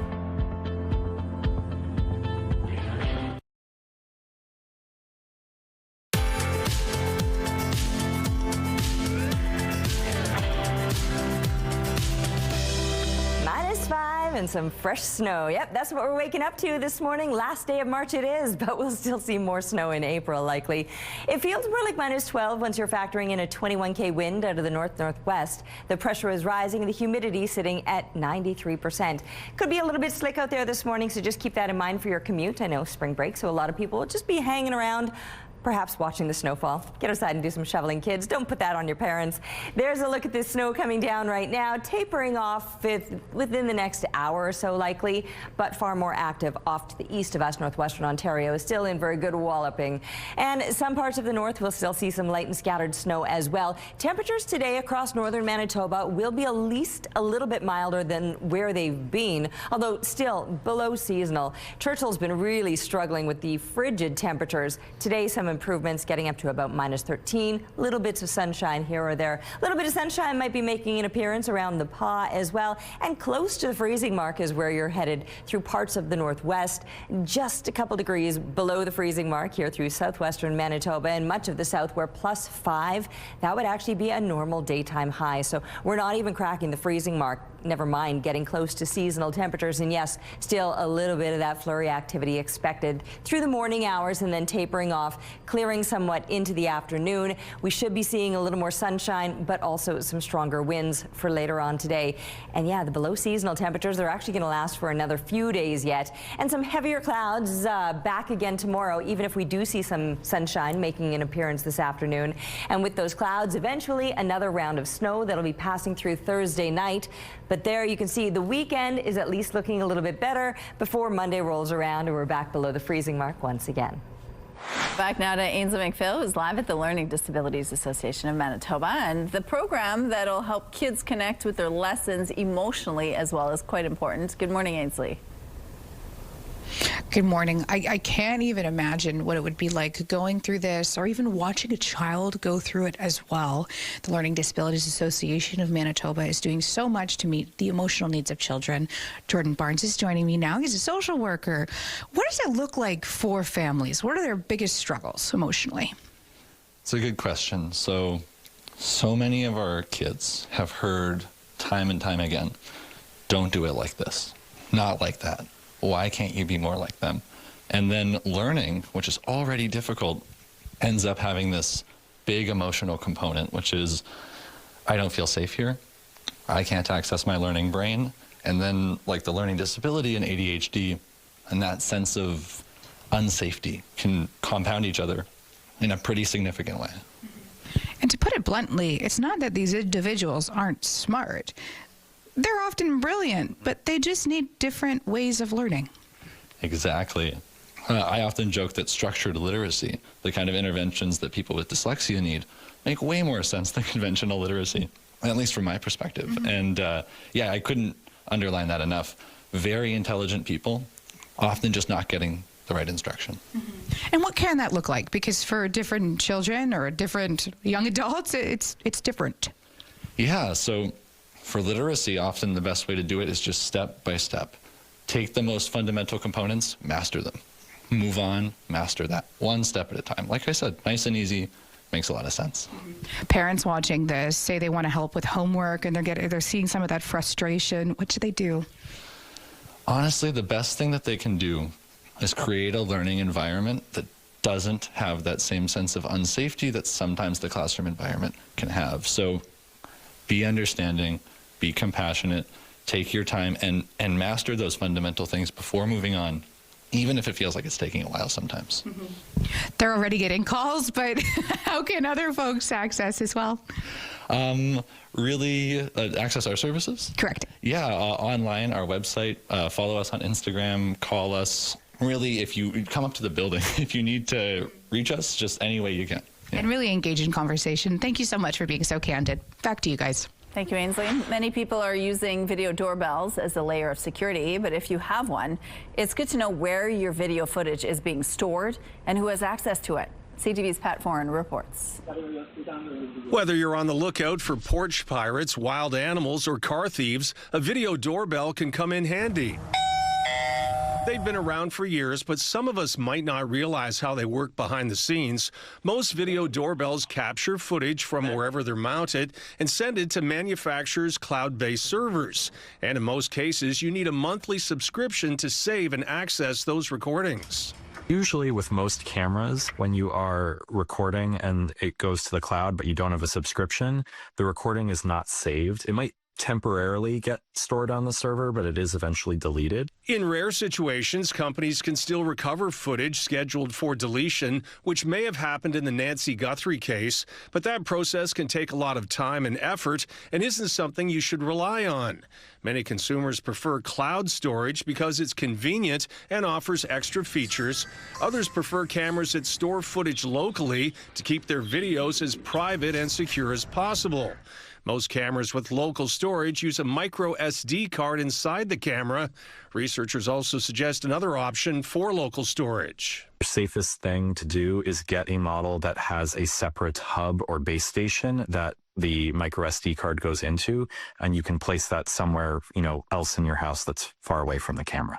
Local storage usually means no monthly subscription fees and more control over your video because police would have to come directly to you for the footage rather than go to the manufacturer.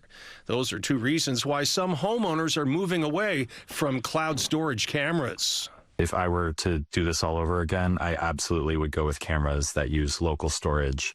These doorbells and cameras with both local and cloud storage options did well in Consumer Reports tests. When it comes to your family's safety, now can I ring the doorbell?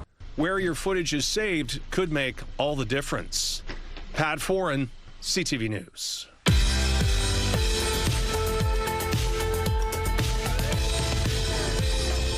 Let's see who's celebrating a milestone today. Happiest 21st birthday, Jackson. Love from your family. Happy first birthday, Violet. Love from all your family. Happy birthday, Grandma Brenda from family and friends. And a very happy 50th birthday shout out to both Nancy and Jason. Love your friends and family. Happy birthday, Gloria from your dad. And a happy 12th birthday, Rose Bailey. Mama and Papa love you very much. To submit your milestone, visit our website, ctvnewswinnipeg.ca. Fill out the form at least 2 days in advance. It will also enter you into our monthly contest for a chance to win a $100 gift certificate to Party Stuff.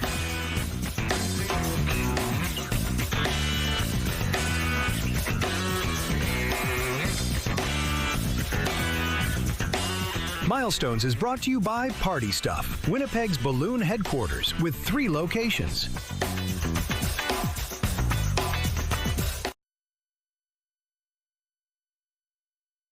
Weather is brought to you by ABC Fire and Safety, your CO2 refill store. -2 is likely our high temperature today, and that'll keep us well below seasonal. 5 degrees +5, a normal high for this time of year. Last year, we at least got above the freezing mark, although we were shy of seasonal. However, back in 1963, almost 20 degrees. Okay, that's a bit of an exaggeration, but 18.9, that is almost 20 degrees. Director Kim just realized she might have to shovel. A couple weeks back, she was taking a stance. Maybe it was last week. She was protesting. She's like, that's it. I'm done. I'm not shoveling anymore. And then she just got a mind. She's like, I think I might have to shovel. Could you imagine? Relax, Kim. I'll send my kid your way. They're on spring break. They got nothing to do. We have to keep them busy somehow. -5 at the moment, -12 with the winds that are factored in. They're on the moderate side now. They're going to continue to increase throughout the day today. A 21K wind out of the north-northwest. The pressure rising and the humidity sitting at 93%. Fresh snow still continues to fall. Yeah, we've seen a few centimeters now over the course of yesterday. It continued overnight, still coming down probably for another hour or so. Heavier yet across that eastern border through northwestern Ontario. You're seeing what we saw yesterday, so you're still in for several hours yet. Here in the south, we should see this, like I said, tapering off in the sky, even clearing out somewhat. Bit of sunshine this afternoon, just not the heat we'd like to see or feel.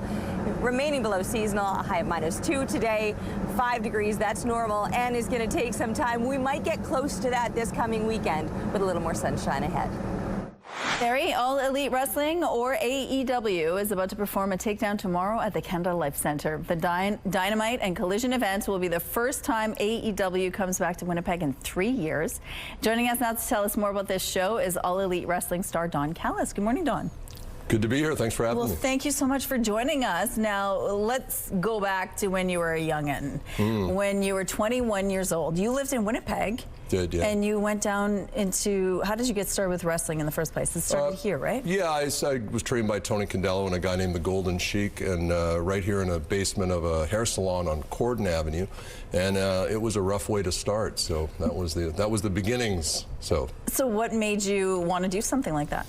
I think I'd played 5 different sports in high school and wasn't good enough at many of them to do it in university, so I wanted an athletic outlet, and I also was an actor, so wrestling at that time seemed like a good mix of those 2 skill sets. But you did take a slight break from wrestling. Tell us about that journey. I stepped away for 13 years, did my MBA, and was involved in international trade kind of globally, based out of Winnipeg, and then went back after 13 years. And in that 13 years, I didn't watch wrestling or hear about it. I just kind of went back and ran a company, and then ended up in 2021 in AEW, which has been the best place I've been. So you're not wrestling right now, but you are the head of the Don Callis family. And so how did you get started with that side of the business? So I've subscribed to the Jesse Ventura mantra, which is less bumps, more money.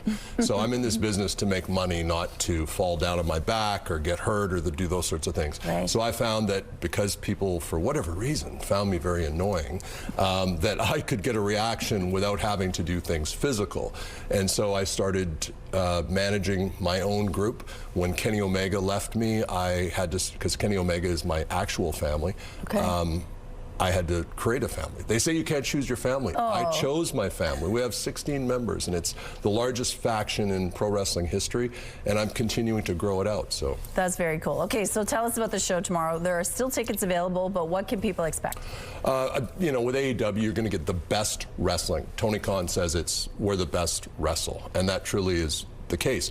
Couple of things I think people will be excited about here. That scumbag Kenny Omega is going to have a contract signing with MJF. A lot of people are talking about that as well. There's a great 6-man tag which will bring the house down. Kenny Omega, Jack Perry, and Brody King against the Demand. A lot of people talking about that as well. Will Ospreay against Pac. It's going to be a card unlike anything they've seen here in Winnipeg. Wow, so lots of action to be seen, and also lots of theatrics. What do you want people to know about checking it out for themselves? Look, Winnipeg's been a great wrestling town. I first went to a wrestling show here at the old Winnipeg Arena back in the day when I was 7 years old, and it's always been hardcore wrestling fans. You know, I don't like Winnipeggers, but they are tough people, and so they embrace the sort of athleticism they see in AEW. Every time I come here, people want to borrow money from me. They're like, "Ah, you made it. Like, can I have $20? I don't know what's going on." But We expect a very boisterous crowd here. One thing I think Winnipeggers are proud of is they support their hockey team and they support professional wrestling. Okay, and so there are tickets available. What is it like for you to be back home? You say people ask you for money all the time, but what is it like being back here? Oh, it's horrible. I mean, I've been hit up for free tickets. Can I get a loan? You know, can you vouch for me on my job interview? These sorts of things. I mean, so it literally starts when I land at that airport, and I can't wait to get on a plane and go back to Miami. You just can't walk anywhere without that happening here, I guess. And the weather, too, it follows me. You know, I came from 30 degrees in Miami, and now look, here we are. So. Well, thanks for bringing Nice to be here with you guys, though. Well, it is nice to see you. And, of course, if you want more information, we do have a link on our website where you can get those details. awtix.com or ticketmaster.ca. They told me to say that. Okay, Dawn, can I have $20? Well, you know, I'll get me a little more TV time, maybe. All right, well, thank you, and good luck with the show tomorrow. Thank you very much. Hi, everyone. Mark Rowe inside the Sports Center newsroom with your must-see moment from Monday. We head to New York with the Islanders taking on the Penguins. Matt Barzal with the one-timer doesn't get all of it. And check out the save by Arthur Shelovs. Just gets his leg up to try a scorpion-style save. Gets a little bit of help from Parker Witherspoon as well. Does everything he can to keep the puck out and succeeds. The Pens won 8-3. It's the Shelovs save claiming the must-see moment. And tonight on TSN, with the World Cup fast approaching, we've got Canada's men's national team taking on Tunisia in a friendly. Coverage begins at 7 p.m. Eastern, 4 o'clock Pacific. That's all from the Sports Center newsroom. Have a great day.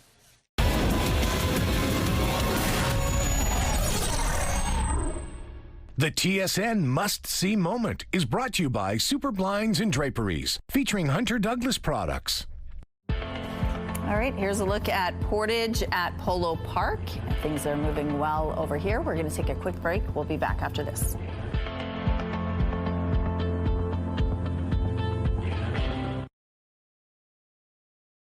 It's Tuesday, March 31st. Critical incident report. How many deaths within Manitoba's healthcare system are attributed to delays in receiving care, and what one union says is behind those delays. Amid the ongoing Middle Eastern conflict, fuel prices keep rising. Some groups say it's time for Ottawa and the provinces to ease some of the pain at the pumps. And the slogan is, have a Kit Kat, have a break. Well, some thieves in Europe had all the Kit Kats and then made a break for it. Your Morning Winnipeg starts right now.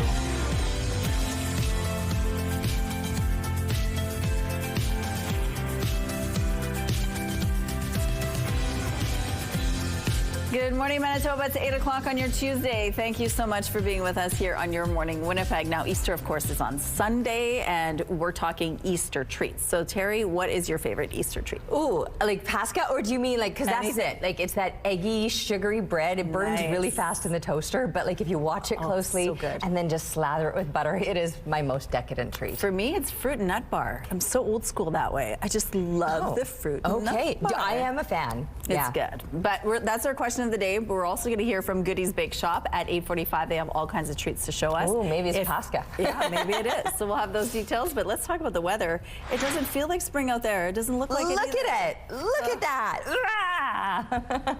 Gross. I know. Our audio guy is like, Terry, please. You're making my job more difficult. Do you know who's making our lives more difficult? It's Mother Nature. Let's put the blame where it's due. -5 at the moment right now. Feels like -12. That's with winds out of the north-northwest, 21 kilometers per hour. The pressure is rising and the humidity sitting at 93%. And yes, it's still looking a little bit hazy and foggy out there. Some reduced visibility and some reduced traction, not to mention the snow that's stacking up out there. Fell all through the afternoon, overnight, and still it's coming down, as you can see on the satellite image. Tapering off, though, so there's some good news. It does look like it's coming to an end for Manitoba. Northwestern Ontario, totally different story. It's going to linger a little bit longer across that eastern border. Parts of northern Manitoba may see some scattered snow a few places. We should see some clearing into the afternoon, increasing amounts of sunshine, that snow coming to an end, and then, yes, those clouds clearing out. But then for tomorrow, those clouds right back in again, and our temperatures, they're struggling to get anywhere near seasonal. In fact, Today, we're probably not even going to crack the freezing mark, let alone make it well into the plus digits, because +5, that would be a normal daytime high. Now, we'll deal with the clouds then for the next couple of days. By Thursday night, another round of snow is possible. After that, we should start to see some improvements, and they'll be just in time for the weekend with a little more sunshine, some warmer temperatures. Things will start to look and feel better. Our today is thanks to 7-year-old Colton with this snow falling over the mountains. Love this. Thank you, and share more of it, please. You can do that now through our website, ctvnewswinnipeg.ca. Once you enter, not only do you have a chance of getting your art shown, but you're also entered to win a $100 gift card from Crock-A-Doodle on Kenniston. The weather art of the day is brought to you by Crock-A-Doodle Paint Your Own Pottery. Make memories that last forever.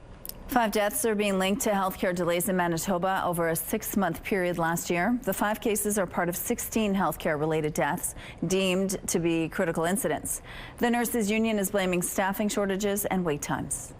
Unfortunately, when wait times rise and patients wait longer for care, these incidents happen. Newly released numbers from Manitoba Health show between April 1st and September 30th last year, there were 16 critical incidents in Manitoba where people died. In 5 of those cases, the deaths were tied to delays. But when comparing to other years, the latest numbers are actually lower. For the first 9 months of 2025, there were 6 deaths connected to delays. In 2024 and 2023, there were 13 reported in each of those years. The NDP government has said it's been hiring more nurses and doctors since taking office. The 4,054 net new healthcare workers we've added to the front lines are making a difference. In a statement, Manitoba's health minister says the government is taking action, and that includes increasing staffing, improving patient flow, and reducing wait times. As prices at the pumps keep on rising amid conflict in the Middle East, so does the pressure on governments to do something about it. The least they could do would be just temporarily suspend their fuel taxes, but they should be providing real full-time relief. The Canadian Taxpayers Federation is pushing for federal and provincial governments to provide some sort of relief. The calls come after some countries have made changes to help. In some parts of Australia, public transportation is now free. Plus, the country's tax on fuel and diesel is being cut in half for 3 months. As well, Italy's Prime Minister moved to temporarily cut a consumer tax on fuel. The Canadian Taxpayers Federation says total taxes here on gasoline can reach nearly 65 cents per litre in some Canadian cities. According to CAA, the average price of gas in Canada is around $1.73 per litre. Prime Minister Mark Carney isn't saying if MP Michael Ma will face consequences for his comments on forced labour in China. Mr. Ma has apologized for his comments and directly and unequivocally recognized the seriousness of the issue, continues to be a member of our caucus. Ma came under heavy criticism last week for appearing to question whether forced labor in China exists. This was during a parliamentary committee hearing. Ma has apologized. Ma joined the Liberal caucus after crossing the floor from the Conservatives last year. If someone you know gives you a suspiciously large amount of Kit Kats, this could be why. Nestle says a 12-ton shipment of Kit Kats has been stolen in Europe. The truck had been transporting nearly 414,000 units between production and distribution locations. Now there's a concern there will be a shortage of Kit Kats on the continent for Easter. Seems the thieves made a break rather than having a break. Here's a look at traffic now along Donald Street. Looks like things have picked up in this part of the city. Overall, though, it is moving quite well. If you see any issues out there, please give us a heads up. Traffic is brought to you by Mr. Lube Plus Tires. No appointment needed. Let's go back now to Ainsley, who's live at the Learning Disabilities Association of Manitoba. They have all kinds of programming, including French programs. Good morning, Ainsley. Good morning. Yeah, if you're not French, turn off the TV. This one's not for you. I'm just messing around with you. We're at the Learning Disabilities Association of Manitoba, and the complexities surrounding these disabilities, but also navigating a second language. Wow. Andrea Espinal just joining us. What does that look like for these individuals? So we've been fortunate enough to support French students for a while now in both our Math Masters program and also in our Page par Page program. So in our math program, we offer our sessions in French to students. So the conversations are happening in French, the terminology is happening in French. So we offer that for students who are from French schools or French immersion schools. And it's been really helpful to families to access services in French. And putting a scenario there, say a child is dyslexic. Are they now listening to all of the words in French? Is that how that goes? So we do have a structured literacy program that we're using. So it's called Page par Page, and that is very similar to our Barton program that we have in English. So it's a structured literacy program to learn how to decode words. It's designed for learning disabilities and to support those students with dyslexia. Mm-hmm. And what else applies to this? What are some other challenges? Because there are comparisons to be made to the non-French speaking kids. Mm-hmm. Like you said, French as a second language adds more complexity. So offering that support to students who might be getting the support in English at school but are also needing that French support is really exciting to be able to do. Yeah, and I guess I was just trying to say simply, it adds another layer. What should parents do? Is there anything else like this in Canada, really? There are services available. We are, keeping an eye out for where we can refer families as well, because we do have a wait list for our French programs, and we are pretty full in terms of offering supports in French. So we are keeping an eye out for different services, but it can be difficult to find them. So to reach out, ask questions. Thank you so much. Sorry about that. Everybody else, turn back on your TVs or text your friends. Thank you, Ainsley.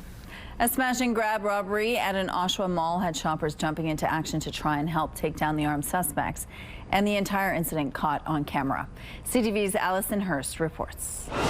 Security comes running into a jewelry store as a suspect takes off using bear spray and flees down the hall of the Oshawa Centre. A couple of them are grabbed in the hallway, one by a shopper who held him in a chokehold. Both were then held on the ground by shoppers and mall security until Durham Regional Police arrived. Fortunate that these civilians stepped in and assisted. We're more fortunate that nobody was harmed, because ultimately we don't know what suspects have in their possessions, what weapons they may have with them. Police say 4 suspects attempted to rob the jewelry store, and 2 of them got out and into an awaiting getaway car. They got out and started running, though, after a minor collision at Stevenson Road North and King Street West. It attempted to actually flee police officers. I mounted a curb. I was involved in a minor collision with civilian vehicles.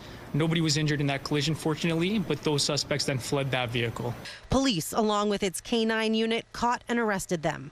Police say there were minor injuries due to the bear spray inside the mall, something that continued to impact workers today. I started coughing. I had to go outside to get some fresh air. She had to wear a mask to get through her shift, but news of the attempted theft didn't rattle her. We hear of robberies a lot, so we're kind of immune to it. 3 adults are now facing several charges, including robbery, possession of property obtained by crime over $5,000, and conspiracy to commit an offense. One of them also faces a possession of a prohibited weapon charge. 2 teenagers, 15 and 17 years old, are also facing similar charges. It's an unfortunate series of circumstances that these things keep occurring, especially, in our malls, more specifically the Oshawa Centre. This has happened time and time again. We are doing everything in our power to speak with government officials and work on those relationships to see what we can do to make it so these things don't occur again. All were held for a bail hearing. Allison Hurst, CTV News, Toronto. We're looking now through the CTV Live Eye, brought to you by Bathfitter, exclusive home of the PermaFit solution. A fresh, clean slate of snow, exactly what we don't want to see this morning, but that's what we're waking up to. It should be tapering off within the next couple of hours. But for now, it's still coming down. You got some shoveling to do, especially if you were parked outside, or at least sweep off your vehicle if you have places to be, because we've got a few centimeters out there from when it started yesterday afternoon, continued overnight, and like I said, it's still coming down right now. As far as temperatures go, we're pretty much on par with what is normal for this time of year here in Winnipeg. Some places considerably colder. You can see off to Brandon, -12 compared to a more seasonal -5 or -6 in the southeastern part of the province, but it's already starting to clear and temperatures have dropped off as a result. Dauphin -9 for you. Moving up into northern Manitoba, we've got these mid-minus teens. Churchill has been struggling with the temperatures for a couple of weeks now. -27. It is starting to warm up. You were at -29 last hour, so making some gains, but they're trivial. And still, winds making it feel like -36 in that part of the province. We too are noticing those winds increasing, and they'll continue to do so throughout the day. There you can see the snow does look like it's tapering off, and yes, in the southwest, clearing out. That's why Brandon's having the colder temperatures. They'll drop as that blanket of clouds moves on out of the way. We'll eventually see those clouds moving out of the way, letting a little more sunshine through, but winds will also be increasing throughout the afternoon today. -2 is where we'll top out. A little bit better for tomorrow. Some heavier clouds moving back in for tomorrow. More clouds through Thursday, bringing some snow Thursday night. More improvements, though, as we're looking ahead to the coming weekend. We're taking a break, but we'll be back with your Morning Winnipeg.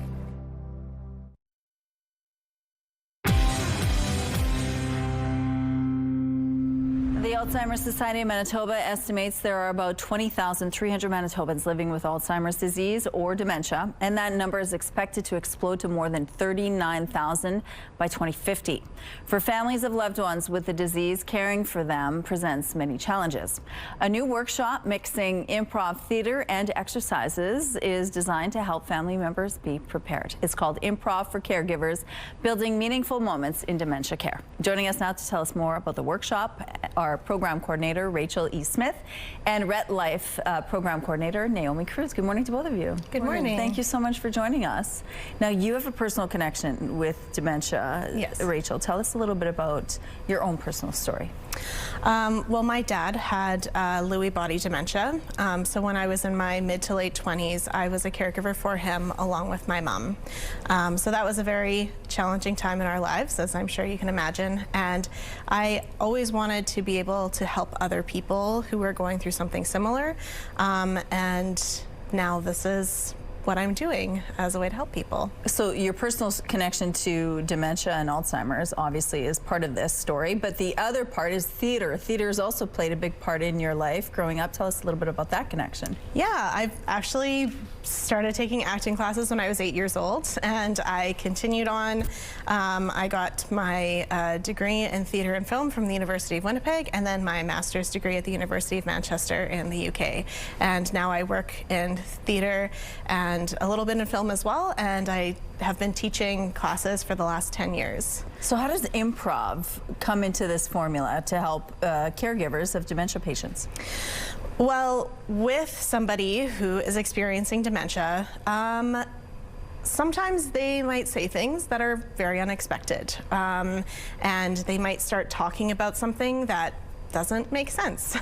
And so with having some improv background or improv skills, improv practice, then it can help a caregiver to be able to maybe go along with the conversation. Because one thing that can happen is if you shut it down, then the person can get very upset. Okay. And so this is just one strategy to try to engage with your loved one in a kind way, and in a way that might be able to maintain a relationship with them. Okay. So these are just some tools to help with that. Okay, so we're going to talk a little bit more about the workshop in a moment. First, let's talk about Rett Life and how that came to be part of this workshop partnership. Yeah, sure. Like I was driving home one day, and then I heard somebody being interviewed on a radio show from the States that had been doing theater classes with people who are living with people with dementia, and the benefits that came of it. And Rachel happened to be working in my program at the time to do a theater program, and I had just asked her about it, like, had you ever thought about doing like improv classes with people that are living with dementia in their households? And we both had sort of like a bone-chilling moment when she was mentioned that she had lived with this experience personally, and it was just sort of everything took off from there. So we just identified it as an opportunity to work with Ret Life to develop a program to see how it goes, and here we are. Okay, so let's talk about the workshop itself. It's meant to bring people together where they can share, obviously, their similar personal stories and journeys with dementia and Alzheimer's, but it's also to give them the tools and be better prepared when they are taking care of their loved ones, right? Yes. So how does it work? Well, basically we'll start off with just kind of a little introduction so everybody in the group can get to know each other, just briefly. And then we'll start with some light introductory exercises to get things warmed up, and then we'll dive into a little bit of skill building. We might do a little bit of role playing just to kind of practice ways of reacting to situations, because the thing is that in the moment, sometimes you react to something and you might go, oh, I should not have said that. So this is kind of a way to practice what might be a more appropriate response. So it's meant to be easy introductions, supporting, and people don't have to be interested in acting or have any experience in order to benefit from it. It really is just using some theater-based tools to help them. So if someone's watching and they think that this would be a perfect fit for them and they need some support right now, what do they do? They can head on over to the Ret Life website, and there are 3 options available, 3 different workshops. So the first one is coming up on April 11th, and then there's one on May 2nd and May 23rd. Yes. Okay, perfect. So, and of course, you can find all this information. We have a link on our website where you can register for the program, and there's lots of spaces available right now. Thank you to both of you for sharing this with us. Thank you so much for having us. Thank you. Of course. Okay, still have the umbrella just to try and keep myself dry from the snow that's been falling all morning long. -5 is where we're sitting right now. That's very normal as far as temperatures go. It does feel a little bit cooler once we're factoring in the wind, which is only going to continue to increase. Right now, a 28K wind out of the north-northwest makes that -5. Feel more like -13. The pressure rising and the humidity sitting at 93%. So yes, the bad news is the snow, I suppose, that is still coming down. Started yesterday afternoon, continued overnight, and here we're waking up to more of it. I do have some good news. It has nothing to do with the snow. It has to do with the sun, and not the fact that we're not seeing it, because we might see some sunshine later on today with this snow tapering off in the next hour or so and the sky expected to clear. Here's the good news. Tomorrow, April 1st, and this is no fooling, the sun is going to set after 8 o'clock. Tonight's sundown is 7:59, and we'll gain another minute or 2 for tomorrow. So tomorrow after 8 p.m., that sun will be setting. We are seeing these days getting longer. If only they could get warmer too, or feel a little more like spring. Not today and not this week, but the weekend we should start to see some improvements there as well. Today we might get some clearing into the afternoon, but it clouds over again tomorrow. Still below seasonal temperatures expected for the next few days, the rest of this week, and the weekend some plus digits and a little more sunshine on the way. And these 2 cuties putting a smile on our face. Thanks to Brian for sharing this photo with us. Keep the pictures coming, please, to Winnipeg Weather at CTV.ca. Weather is brought to you by Canadian Footwear, helping you find the perfect fit.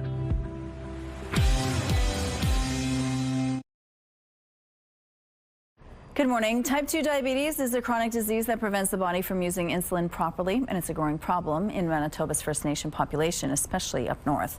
A group of researchers from the University of Manitoba has been working with a sample group of 548 parent and child pairs to find ways to prevent and even possibly reverse the development of type 2 diabetes. The research project is called Next Generation Birth Cohort Study, or NextGen. Joining us now is Professor of Pediatrics and Child Health at the Max Rady College of Medicine and the researcher with the Children's Hospital Research Institute of Manitoba, Dr. Brandy Wicklow. Good morning. Good morning. Thank you so much for joining us. Now, this is something you've been working on for 15 years. Tell us about how you first got brought into this research and why you felt it was important to take part in it. Yeah, I trained in Montreal, and in Montreal I didn't see kids with type 2 diabetes. It was quite rare. We certainly had other endocrine issues. So when I came home to see, 100 children, the next year it was 200 children. We now follow 600 children being diagnosed with type 2 diabetes, disproportionately affecting First Nations children. I knew that the things that I had learned in medicine weren't applying. Things weren't seeming to get better, and there needed to be new innovations, new medicines, new ways of screening or treating in order to change that trajectory. And so that became my passion, and 15 years later, that's what I'm still doing. So in 15 years, the children you were studying are now the parents of the children you're studying today. And the grandparents. And the grandparents. And the grandparents. So tell us about what's been going on in those 15 years and how you're forming some really great research on how to maybe prevent type 2 diabetes or even reverse it. Yeah, so we knew that access to screening and early screening was very important. So we knew that the earlier we could get the kids in and start to look at biomarkers, early risk factors, and other things, even epigenetic factors that could tell us this child might have an increased risk. And what we found was the kids born to moms with type 2 that we had followed in clinic were coming back to clinic. And so it was a much increased risk in those moms. And so we worked and partnered with First Nations leadership and the chief and council to say, what can we do to change this trajectory? And we looked at breastfeeding, which seems to have a huge protective factor. We looked at traditional-based programming in the communities, so different activities and food sources that we can use in terms of traditional ways of knowing and being in the community to improve the lives of the kids. And so what we've done with the Next Gen studies, we've screened all these kids. We've picked up kids before they've developed diabetes. So there are certain flags that tell us this is going to happen if we don't change the trajectory for this child, and then we can intervene, and we can intervene early and sometimes reverse the process or stave off the process. Yeah. And so this research, 15 years of this is going to set the bar for how this is addressed in the future forever, right? Yeah, that's what we're hoping. And so, I've been a part of a lot of international guidelines for type 2 diabetes in children. It's still considered a relatively rare disease in other provinces. And what I've learned from my partners, First Nations partnerships, is the importance of some of the food security, the access to different activities, the land-based learning and teaching, and food sources are so important to their holistic wellness. And screening and being able to talk about risk without stigma or blame, obviously, for children is so important. That's huge for us. And improving mental wellness and sort of holistic wellness in the communities. Fascinating. Yeah. Well, thank you for sharing this with us. We look forward to your next 15 years of research. Thank you for having me. Of course. Okay, we have a traffic note to tell you about. Highway 11 from Highway 214 to Lac-du-Bonnet is now closed due to a motor vehicle collision. So avoid that area. We'll be right back with more. Stay with us.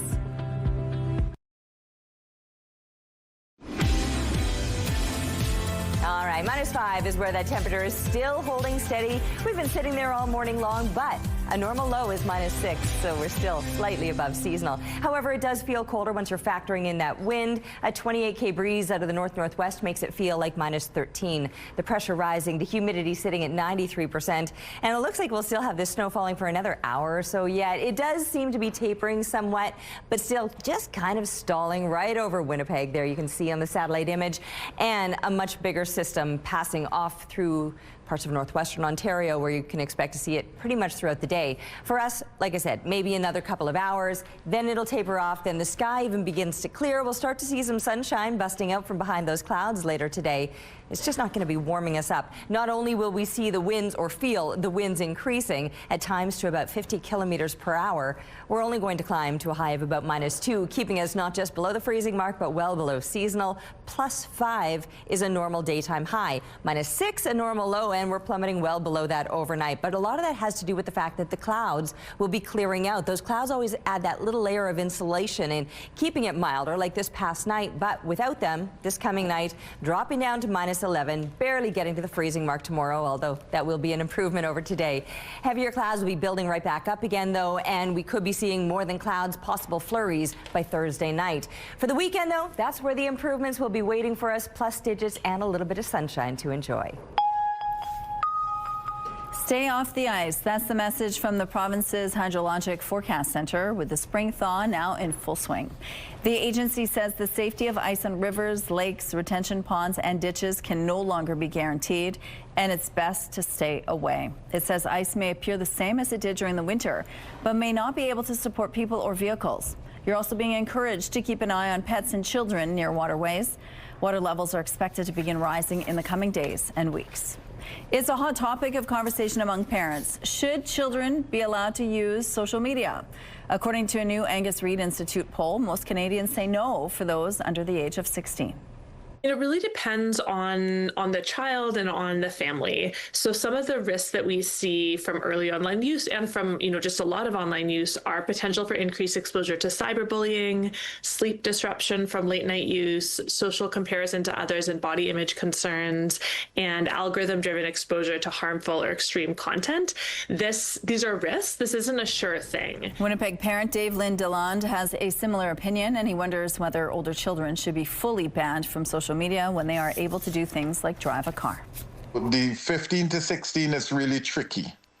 Younger, I would definitely agree to say between 12 or up to 14, right? But if the government allows you to go and get a beginners at the age of 15 and a half, then I think it's okay.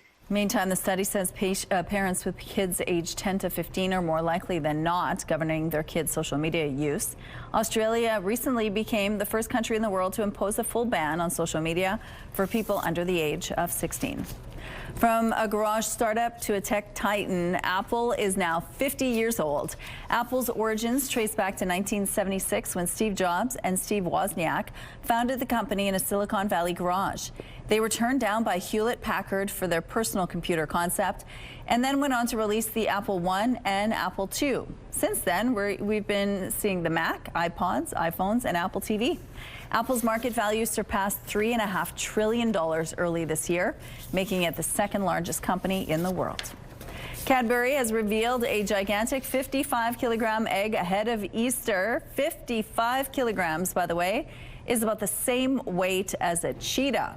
Think about this. At 70 centimeters tall, more than 2 feet, it's the world's largest mini egg. It's now on display at Cadbury World in Birmingham, England. PEI is changing the way it approaches one of the most common forms of cancer, colorectal cancer, lowering the screening age from 50 to 45. The move lands in the middle of a broader national push to expand eligibility with the hope of earlier detection. Here's CTV's Maria Saru. PEI's top health officials say the province is leading the country in lowering the colorectal cancer screening age. Waiting till 50 is no longer an option. It's just not enough. Starting today, Islanders aged 45 to 74 at average risk will now be eligible for a fecal immunochemical test, or FIT for short, every 2 years. It's an at-home tool that can detect early signs before symptoms appear.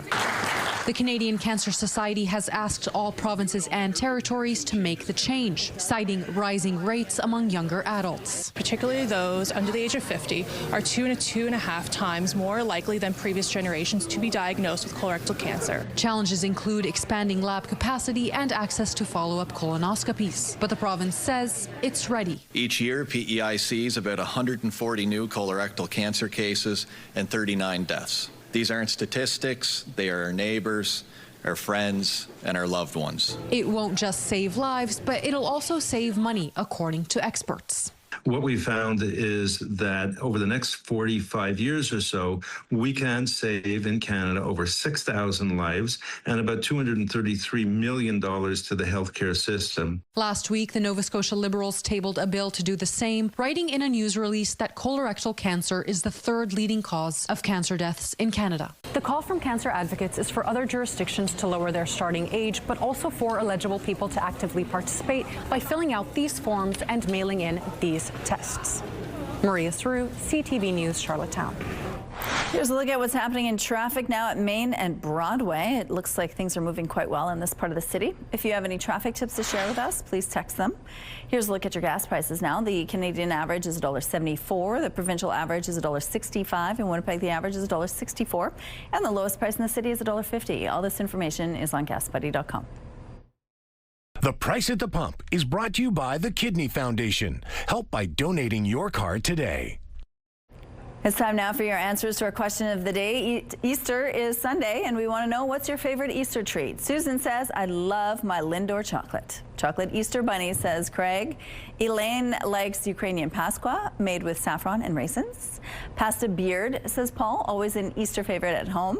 Bill's fave is the biggest solid chocolate bunny he can find. And for Donna, ham and scalloped potatoes. Thank you so much for your responses. Question of the day, brought to you by Provivo, Manitoba's #1 cool sculpting clinic. Science-backed body contouring. Let's go back now to Ainsley McPhail. We're at the Learning Disabilities Association of Manitoba. This is a great option for parents whose kids might be struggling right now. Good morning, Ainsley.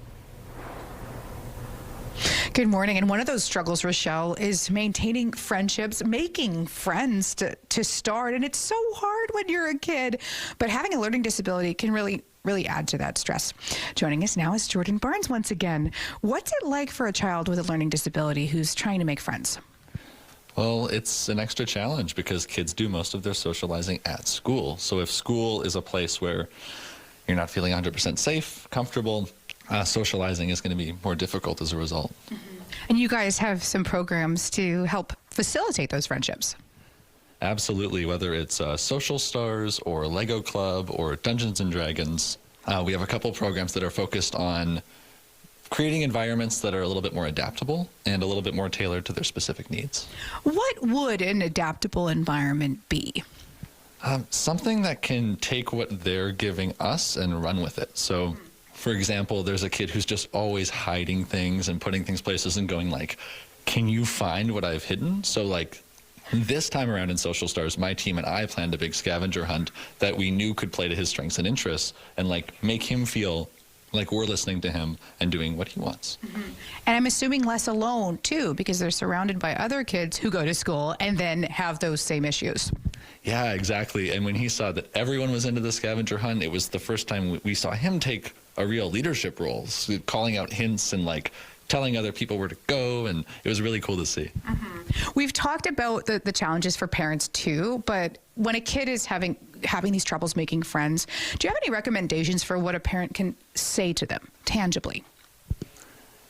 You know, it's a challenge because on one hand, that first experience of making the friend, of having an experience contra all your other experiences maybe, is like, it's going to educate you in a way that words can't. But in terms of what you can say, it's really more about just how you're there for them.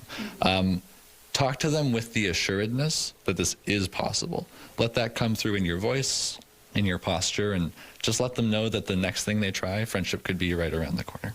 Thank you so much. That's such a beautiful message. That's a beautiful way to take us into the rest of our Tuesday. Okay, thank you, Ainsley. Let's go out to the rooftop now. It's still snowing. Yes, it is. Probably another hour of this yet to go before it tapers off and clears out. And I'm looking forward to the clearing when we might finally begin to see a little bit of sunshine into the afternoon. Not that it's going to be warming us up, although to start out, it's not exactly cold.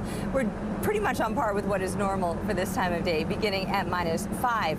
It does feel a little bit colder, of course, when we were factoring in the wind. The wind has only been increasing over the course of the morning and is now 28 kilometers per hour out of the north-northwest, and so -5 as a result of that breeze feels like -13 this morning. Pressure rising, the humidity at 93%, and yes, flurries, they're just kind of floating. It's a light snowfall. I think it was like more active yesterday afternoon. This does seem to be the tail end of it. All of that activity is pushed off to the east, northwestern Ontario. You're still going to be seeing plenty of that. A little bit clearer through parts of central and northern Manitoba, and as I mentioned, we'll see that clearing here in the south for later on this afternoon. But then more clouds coming right back in again for tomorrow, and again, these below seasonal temperatures will last throughout the rest of the week. A high of about -2 today. We should be this time of year here up into the plus digits, around 5 degrees or so. We're not going to even crack the freezing mark today, but we might get there for tomorrow, at least to freezing. And then for the weekend, that's when the bigger improvements come with some sunshine and plus digits. We're taking a break right now. We'll be back with Your Morning Winnipeg. Weather is brought to you by Garage Masters, your complete garage specialists.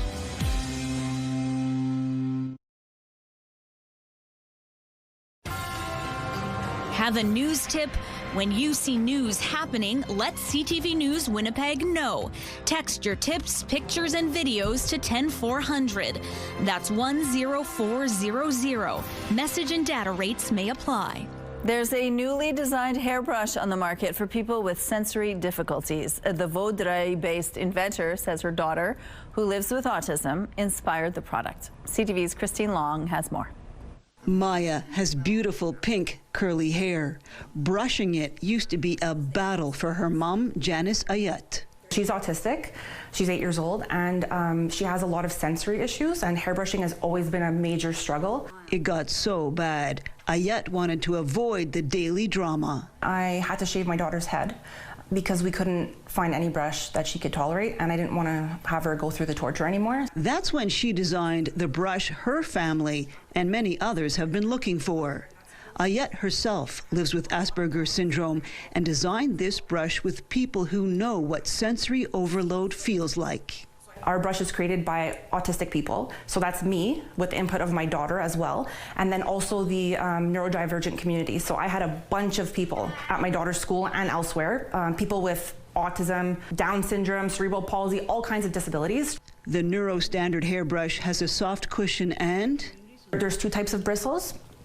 They're premium nylon and boar bristles, and they also have a special epoxy coating on them.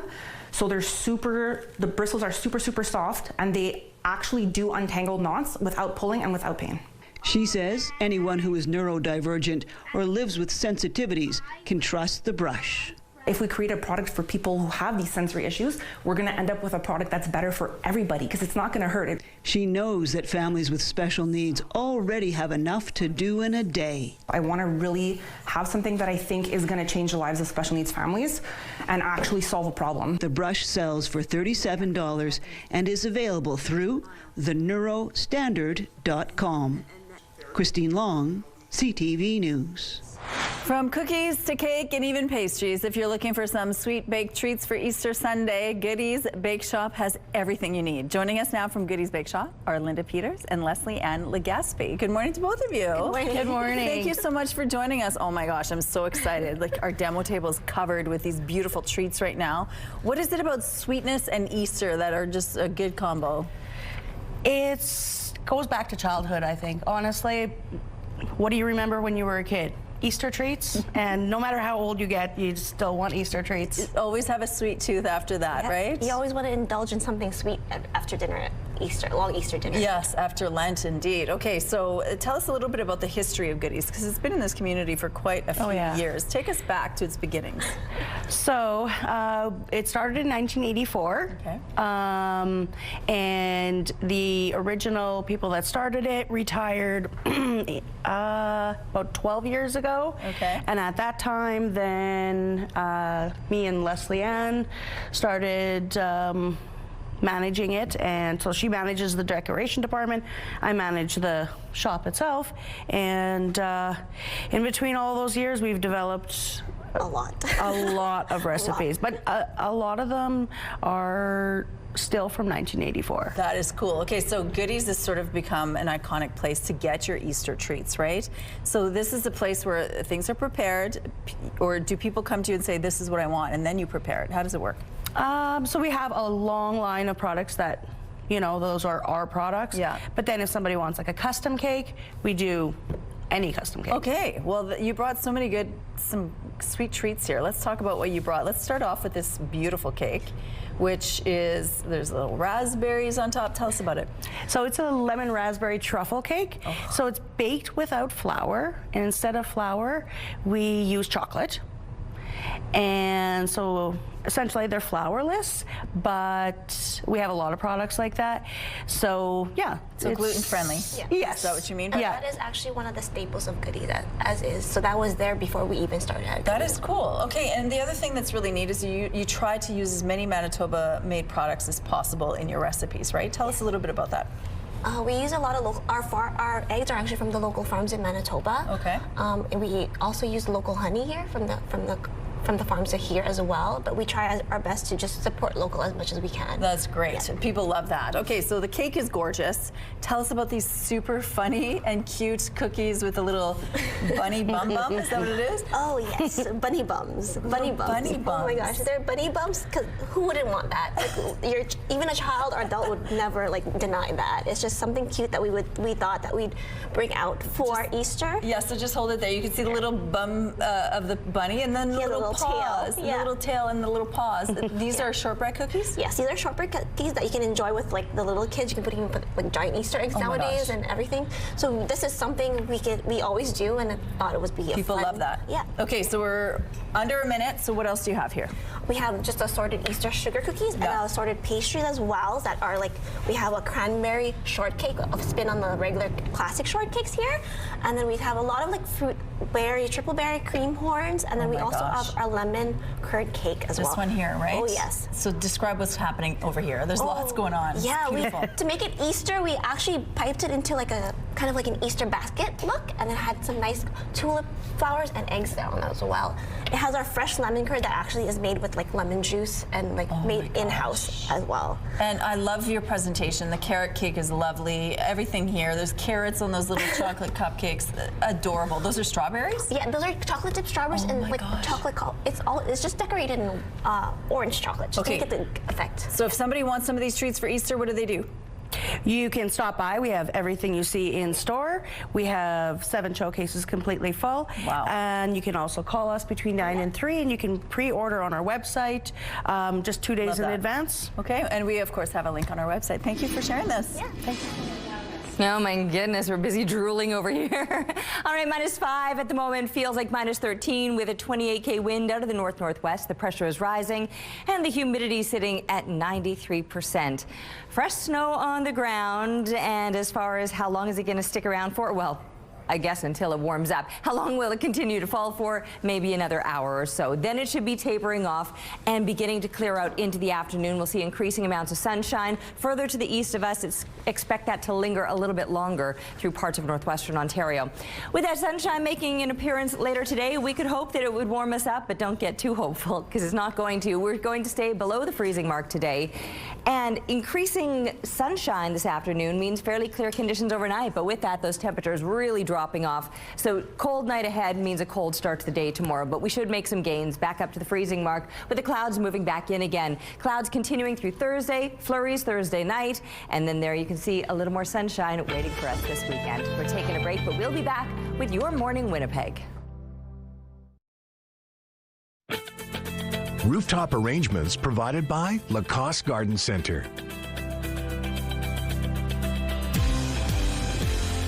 Salon services provided by Essentique Spa Salon. Well, before we say goodbye on this Tuesday morning, we're going to show you some fun video. We kick things off with a rare whale sighting. There we go. Oh my goodness. I would love this. Would you? That's close. That's close to your boat. Oh, this lucky group of whale watchers got an experience of a lifetime. They not only saw a whale, but experienced a baleen whale swim up to them, roll over for them, and then smile to show off its teeth, which are actually whale bone in their mouths to sieve plankton from the water. You have to head to the Arctic or Antarctic to catch a glimpse of these big beauties. Imagine that. That's so close to your boat, it could tip you. Well, and maybe that's what it was planning to do. You see my teeth for eating. And then there are tutorials for everything and anything online. Reasons that you gotta.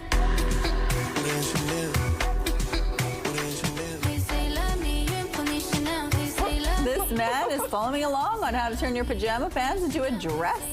After putting both legs into one side and pulling the other pant leg over his shoulder, he finishes the off-the-shoulder look with a belt and bag, just like the creator. Looks good. Have a wonderful day. We'll see you tomorrow.